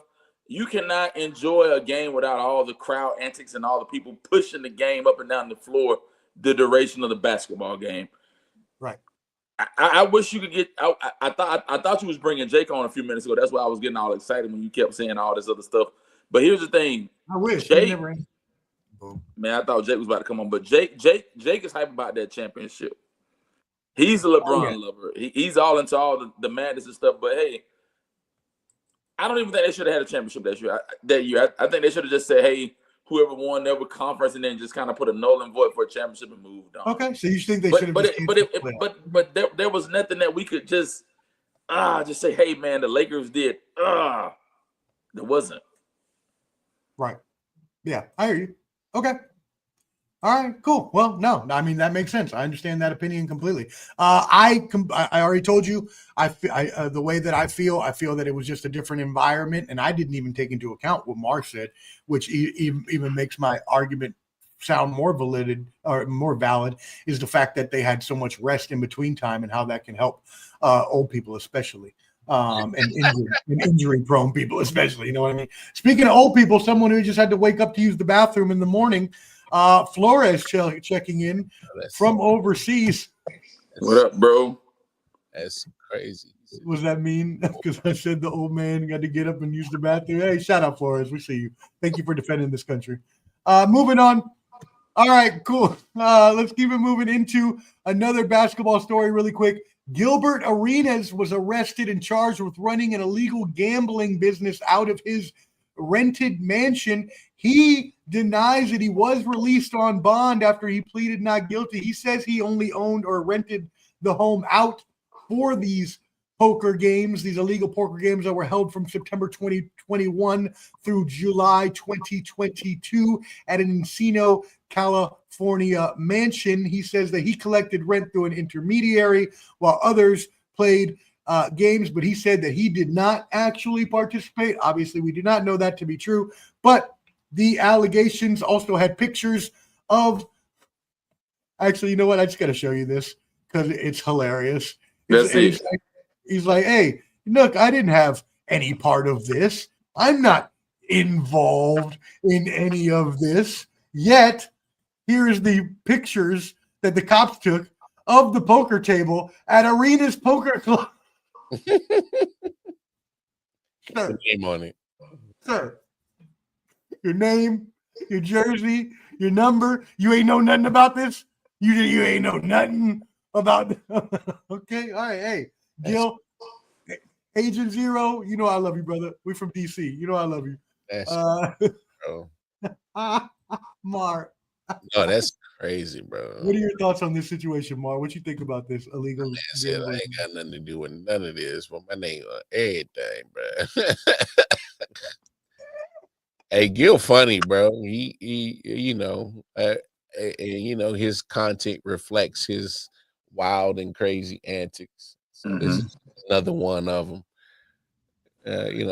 It doesn't move me, but it just, I just laugh at it because I'm like, hey, here's Gilbert Arenas making me laugh again because being goofy. So a complete fool, goofy. Yeah. Canteen, your thoughts? Hey man, same thing with Gilbert Arenas, but if you look at Marcus Morris, guy that played formerly for the Cleveland Cavs, he had about $265,000 in the hole too at 2 Las Vegas resorts. Same thing, man. He was on ESPN, talking up there with, doing his thing on ESPN and all that stuff. Here's the thing, money man. Back. He paid it back. And here's the thing with Gilbert Arenas, man. I think, man, bro, like you said, more money, more problems. These guys find themselves in situations and in circumstances where they become frivolous, like Shannon Sharp. I mean, what do you do, man? I mean, I'll say this, guys, and I'm talking, all three of us, we're all men here. We all got a vice, whether we drink, smoke, with gamble. Everybody has a vice. You just have to know how to be able to have limits and boundaries and parameters around whatever you do. And I think Gilbert Arenas, Marcus Morris, these guys, they lose sight. Even Sharp, you can get any woman in the world. Why would you get an old? I don't even want to say it because I'm trying to hold my tongue. You feel what I'm saying? I feel you. Okay. All right. Yeah. I mean, look, if you're running if you have a gambling ring allegedly being run out of a house that you own, and the pictures come out that they're playing on a table with your name, I don't know what else to think, brother. And I always defend you. I always cape for you. So I hope you can somehow prove that you didn't know anything about it, but that's pretty hard to fathom that you'll be able to do that with the evidence that came out. Your name on the table. But I wish you the best because I don't want you to get in trouble. But it seems like trouble finds you. But it seems like trouble finds me too. So I don't know. Moving into the NFL, this is what you came for. The NFL is about to start. It is a glorious day. Football will be back starting in 3 weeks. Before we get to that, I do want to bring up a sort of serious subject, though. I was going to wait till last, but I kind of want to end on a high note, and I feel like this is something that might be a little more important to be talked about at the beginning. CTE is something we're dealing with in NFL, something we're dealing with in a lot of sports where you deal with hits to the head, but most especially NFL. We've seen people succumb to this, Junior Seau most famously committing suicide due to the mental health issues and things that this causes with your brain and things like that. Recently, last week, a gunman approached the NFL headquarters and shot a bunch of people and said, 4 people, and said that it was due to CTE, which he believed is obviously caused through football. Now, he was a ex-NFL player. He didn't really play. He was kind of like practice squad, kind of those sorts of things, kind of fringe player. But he obviously attributed a lot of the mental health things that he was dealing with, whatever, to CTE, which is the brain degenerative disease that happens with multiple hits to the head. And again, this ended up not only just causing someone their life, like we mentioned with Junior Seau, or it was even worse. It was like an Aaron Hernandez type. Aaron Hernandez dealt with that and went on to commit multiple, homicides. So, Antine, I'm going to start with you on this one. How do you feel about the CTE and how we're making progress, if at all? We have the new helmets that are bigger, right, to try to protect from sorts of things, but yet we still have a lot of people out there that are dealing with these symptoms. Man, I think with the helmets, with all the preventive measures, different things in place, I think the NFL is moving into a good direction. But I think that the NFL need to put in place different other preventive measures. Man, other resources, have somebody that you can go talk to, somebody that you can seek out, different things to mitigate some of the big problems that happen day to day on and on with organizations, man. I mean, I don't know if Wildcard been to the military, but I know you're Air Force vet, I'm an Army vet. There are preventive measures, there are things in place that you can go seek out and get these resources and get this help that you need. Same thing with NFL. These guys go through all these different injuries, these different things with their head and different things of that nature. But have other measures in place for them beyond that stuff. But just maybe you want to talk to someone. Maybe you need to seek out something and have that in place on all the different teams. All of the teams, man. Yeah. Mar, what are your thoughts? Yeah, Ken hit it on the head, man. Being proactive and coming up with preventative measures. Obviously, we don't know the full extent of CTE, but the fact that now that the lid's been kind of kicked over on it, and that's something that we are now speaking of as just fans. It shows you how it's to me, it shows the importance of it and why the NFL needs to be more, and more importantly, the NFLPA needs to be more aggressive when it comes to these CBAs about making sure that we talk about these things when it comes to CTE, and having to make sure that you have the resources, because unfortunately, the measures right now, guardian caps, helmets, and it can only do so much. Right. It's still a violent sport, so but taking care of these players health wise, insurance, healthcare, post career. That's where I think it needs to be more focused at in Huge. the post career of these players, because it's more like even if they only had a practice squad extent, who cares? If this, sound like this guy in New York, like you said, a French player. So he probably never seen it down on a Sunday or Thursday or Monday. But we don't know if what happened, how his brain got rattled, Right. Practicing. There's still a violent sport. There's not a such thing of practicing half-ass in football. That's how you get hurt. Right. Right. Yep. So, especially if you never played football, it's kind of hard for a lot of people to really understand that you got to play this game, practice how you play. So, yeah, man, it's tough. But they got to take care of these players post-career. Yeah, they have to, and they've needed to for a long time. And counterpoint, they don't give a fuck. Yeah. Because if they did, they would have fixed it a long time ago. Guardian helmets, like you said, that can only do so much. You're still getting hit in the head. You're still having all these off-season practices. Yeah, a lot of them now are at least non-padded, but still, you're still having them. And you want to add an 18th game. Well, then shit, give me 2 preseason games off, because all you're doing is causing even more and more violent hits to the head when you're adding a regular season game to it. Right. So you can't come up to me with this bullshit of player safety when you're sitting here not actually instituting things that might actually protect player safety. And that includes not just helmets, but also, as was mentioned before, supportive resources, so that when people are having concussions, they don't feel pressured to play, or they may lose their spot, or also that they can go talk to somebody if they are feeling some type of way because of too many hits to the head and things like that everybody else has said. So you just got to do better, NFL. Obviously, this has been going on for too long. If we're talking about it from Junior Seau back in 2000, just 25 years ago, we should have been a lot more further along within progress of solving, or at least mitigating, as Ken said, these sorts of things from happening, or at least preventing it as much as possible. All right, cool. Let's actually move it into the NFL then and get you out of here. Look, y'all, we're not gonna go over a whole NFL preview because Mar and I did 2 hours of this last night. So if you want, I'm not stepping on his show. Y'all go to IOW Sports Network. You go to Wildcard Mar, or you can even go to Ball and Buds, as I hosted it on my channel there. You can watch the show last night where we covered all NFL. So we are just going to keep it to about 10 minutes here just to end off your night, round you off, and get out of here for the night. NFL football coming up.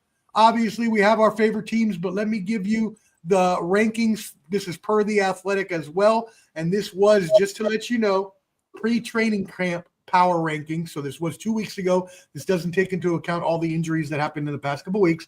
But Philadelphia Eagles number 1, Baltimore Ravens number 2, Buffalo Bills number 3, Mars Kansas City Chiefs number 4, Green Bay Packers number 5, DC Commanders number 6, Detroit Lions number 7, Houston Texans number 8, Los Angeles Rams number 9, and the Minnesota Vikings at number 10. Again, from 2 weeks ago, your pre-training camp rankings.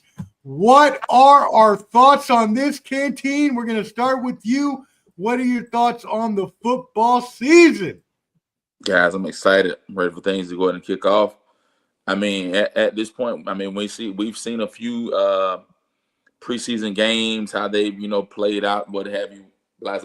But now it's time to get down to the brick and mortar, and I'm ready for week 1 of football, guys. Here's the thing. I have no objections with the projections per The Athletic at this point in the season.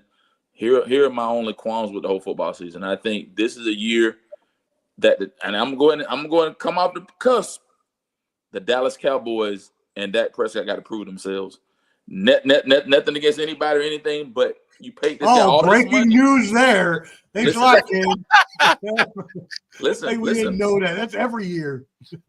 Dak Prescott got a lot to prove, man. You pay this guy X amount of dollars, and you got the Michael Parsons garbage going on. What do you think about that? What do you think about Jerry Jones not paying Michael Parsons, Canteen? We talked about this yesterday. He's an idiot, man. We go through the same stuff season after season after season. Me and Flores had a whole controversy. Flores kept saying, "Oh, your team lives rent free in my head." I'm like, Flo, y'all do the same thing year after year after year after year. And what have you proved?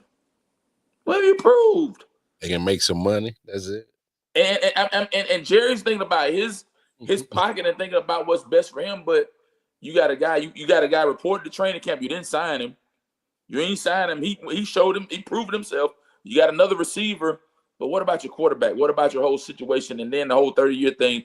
Here's the thing. Here's what I'm gonna say about the whole NFL thing. And I'm gonna be done with it. This is what I think. Nothing against Wild Card Mar and his Kansas City Chiefs. I think this year you guys just go ahead and just nip it in the bud, Wild Card.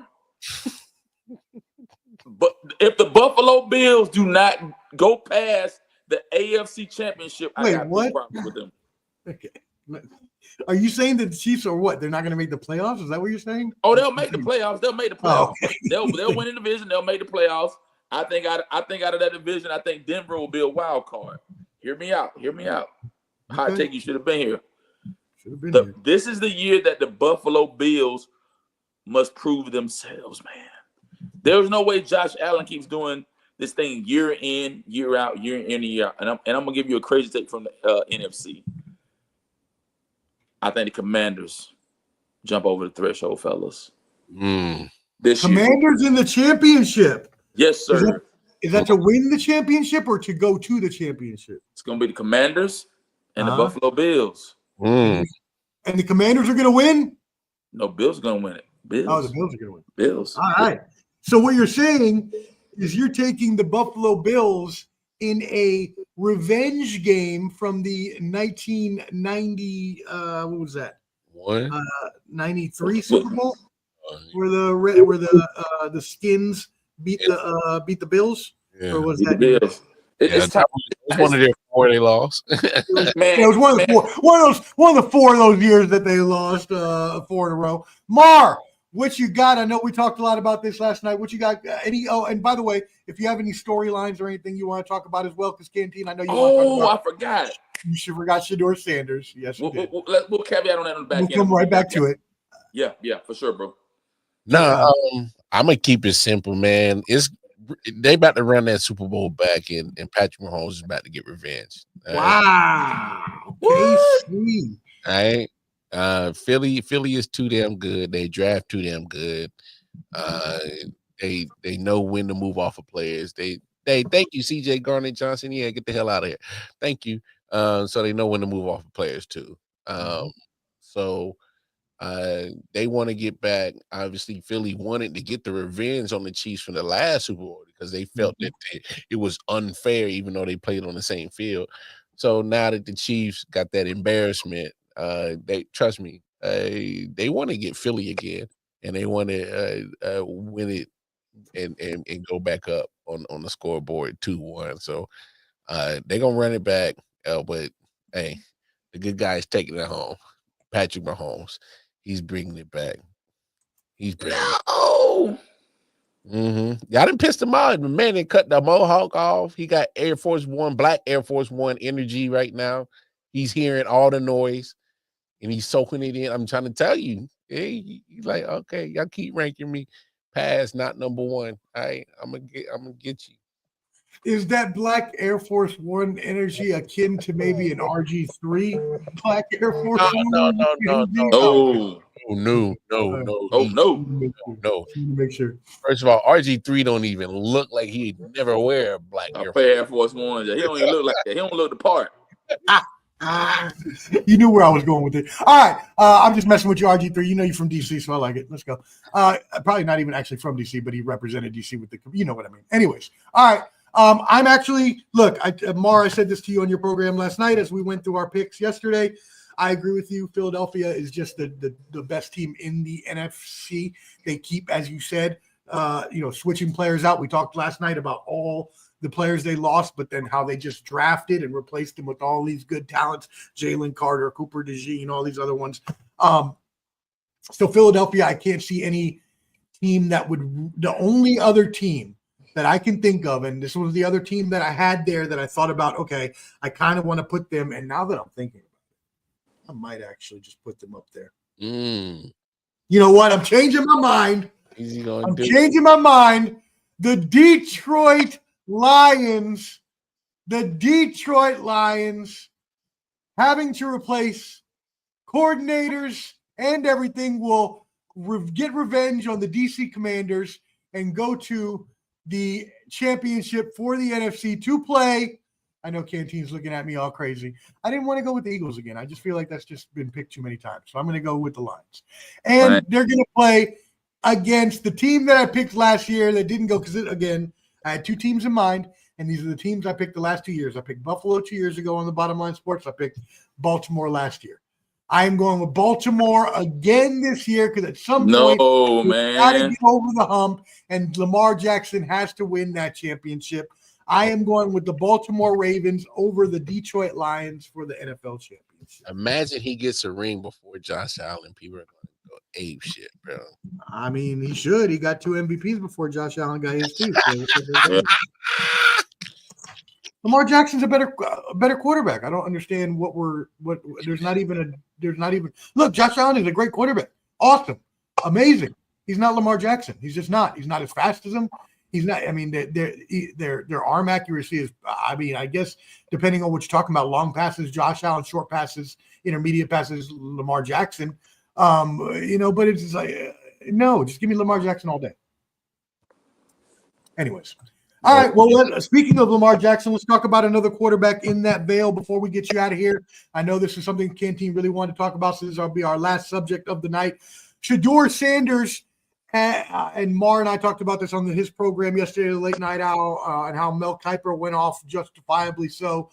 Shedeur Sanders was ignorantly, irreprehensibly, abhorrently drafted in the 5th round and passed over by so many teams that needed quarterbacks, including my bum-ass Raiders that should have drafted him in the 2nd round. It's a complete abomination that he even lasted that long, and we all know really what it's about. We don't really have to say the R word, but we know that's also involved in when you talk about how flashy he is or how he felt about his way coming into meetings and things like that. A lot of these things are code words. A lot of these things are buzzwords. And a lot of these things they said was to pay him or punish him for his flashiness or for his personality or for his outgoing demeanor. And it's one thing to punish someone because they don't come prepared to meetings. If that's the case, if he wasn't coming prepared to your meeting and you felt like that's why you wanted to downgrade him, fine. I completely agree with you. That's fine. But if you're doing it on any other pretenses or any other basis, then you are the one that is wrong. And unfortunately, it does happen too much in sports and in life in general. So anyways, enough about that. We're not going to get in the weeds about any kind of injustices in America because I could go on all day. Canteen, this is the one you wanted to talk about. How do you feel about Shedeur? How do you feel about his first preseason game? What do you see him doing this season? All right, man. So for me, man, Shedeur Sanders, I think he threw for 138 yards, 60 yards, 60% passing. I think 14 for something of that nature, man. But here's the thing about the whole situation, man. There were a lot of the thing that really hurt me or got to me the most was look at New Orleans, who they drafted. New Orleans drafted this kid, Tyler Schloke, whatever his name. Then New York, they drafted Jackson Dart, and then Cam Ward went off the board first. On his own damn team, he got picked after Dylan Gabriel. Dylan Gabriel at Oregon. Oregon ain't even really did that spectacular. But we already, like as you mentioned beforehand, we already know what's going on with the whole thing with his father and all that stuff. You really can't change who a person is. A person is going to be who they are, their characteristics, their traits, their qualities, all these different things like that. The kid is decent. He should have went off the board. Hell, Pittsburgh should have got him.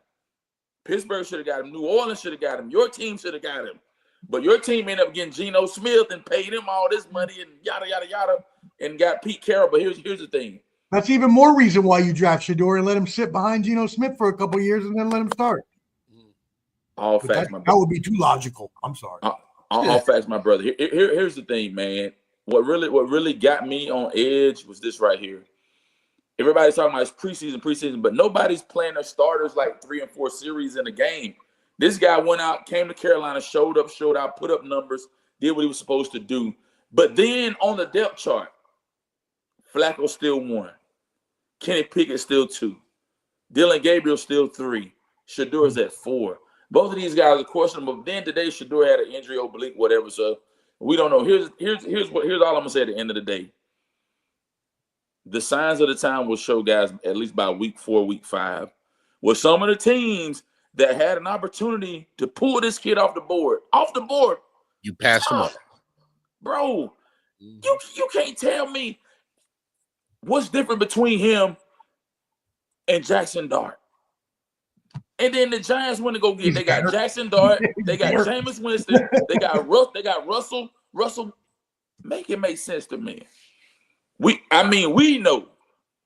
All three of us. The professor know wild. I know wild card. We all know. Give me the week 5, and we'll see who's really doing all the talking. Because they're gonna start Flacco. Yeah, we know for sure, and because I know how well Mar knows and how astutely he put it last night on his program, I'm going to let Mar take us out with the last thoughts on this one, because I agree with him. I'm good on it, fellas. So, Mar, what you got for the people? Yeah, man. I mean, it's they hate things that are different. And point. At the end of the day, Shador is confident in himself. He knows who he is. He's coming from a father that has raised him to be confident in your abilities, and the confidence is backed up with the play. He's always backed it up with the play. We know he should have been a first rounder. They want to quote unquote humble him because he didn't do things that we're comfortable doing from a quarterback perspective. Yeah, sir. You coming in. Shador, Travis Hunter, and some of these guys are kind of some of the new leaders of the NIL, kind of guinea pigs now coming to the NFL. Right. If we really put it into perspective, they're kind of like the guinea pigs at NIL, where it was kind of like brand yourself. They made all this money, and they don't. If we're being frank, they're probably they've already made a good chunk of change that this little rookie deal that I'm getting ain't even shit for being a little 5th rounder, man. Right. Little check. So and all the money they're going to make off of him once he does become the starter, and they get endorsements and sponsors, you're going to be making the money. All that. I'm pretty sure he's getting a good little jersey sale check right now, because his jersey he has the most jersey sales right now. His jersey flying off the shelf. Because the fans know exactly what Mar's saying right now. Because the guy can play. All right. They know it. And I don't know why Cleveland is trying to make this a circus. They're not even on that same tier to even entertain anybody worth the damn. They try to think that they're Cowboys and Jones even have this kind of circus to even go on. But regardless, here we are. Look, they better capitalize on it and start building around him. But we've seen him kind of, play with not so great offensive line and still make shit happen. So Shador's gonna be fine. It's for everybody else to get comfortable with his style of quote unquote what a quarterback should and shouldn't do. Right. So he's going to do it his way, and he should, because it's worked for him getting here, and ain't no chance to changing nothing now. So yeah, I mean, stick with what got you to the promised land. So, hey, that's it, bro. Yeah, I completely agree. That being said, hey, thank you everybody for tuning in. We really appreciate it. Mar, let them know where they can find you in IOW. And y'all know what it is, man. IOW Sports Network, any social media platform, especially the YouTube. And then, of course, y'all can't find that. Just going over to my Twitter, KCY on the Twitter. And I'll be posting not just IOW stuff, but, of course, any type of content that I'm dropping. So holla at your boy. Yeah, and we really appreciate you coming on up. As always, my brother, thank you so much, and thank you for having me on yesterday. Everybody, make sure you subscribe to Ball and Buds. Hot Take Jake was not able to join us today, but please make sure you tap in with the Final Say podcast on YouTube. So also Ball and Buds, there is that candy QR code up at the top. You can use that to find all of our socials, including Clubber D's, YouTube as well. Yeah. Do not forget, 8 p.m. Eastern tomorrow night, Clubber D, the Combat G's Combat Sports Special, UFC 319. We'll go over the card. We'll also talk some boxing news and stuff like that. So you'll check us out tomorrow night, 8 p.m. Eastern at Ball and Buds. BALLANDBUDS. Please make sure you hit that like button, whether watching now or on the replay. It helps us out in the algorithm. It is free to you, but it is invaluable to us. Canteen, my brother, I'm going to let you have the last words, and let's get up out of here for the night. Hey, much love, guys. Hey, let's collab again. You know, hopefully we collab right before the season kick. Well, after week one, sometime in the season. We can do that. Let's run it back, man. I all love Professor. I all love Wild Card. Bottom line, you catch us on the Bottom Line Sports. Hey, I'm with you guys anytime. Appreciate the invite, guys. Yes, sir. Everybody out there, be blessed, be kind to each other, be successful. Tomorrow night, 8 p.m. Eastern, we'll see you. And until then, spread love the Ball and Buds way. Peace, fellas. He's with the millions. It's that world heavyweight flow. Championship belt wrapped around my waist, yo. I got that Ric Flair figure four. Slam you on the pavement, that's why they call me Street Pro. Create heat on beat flow. Like Jordan after the second time he three-peated, folks. Get ready, set, let's go. Fight toe to toe, release the flow created by this mic pro. Lights, camera, get low. Action packed, back to back. In fact, this monster will grow. Y'all better let him know.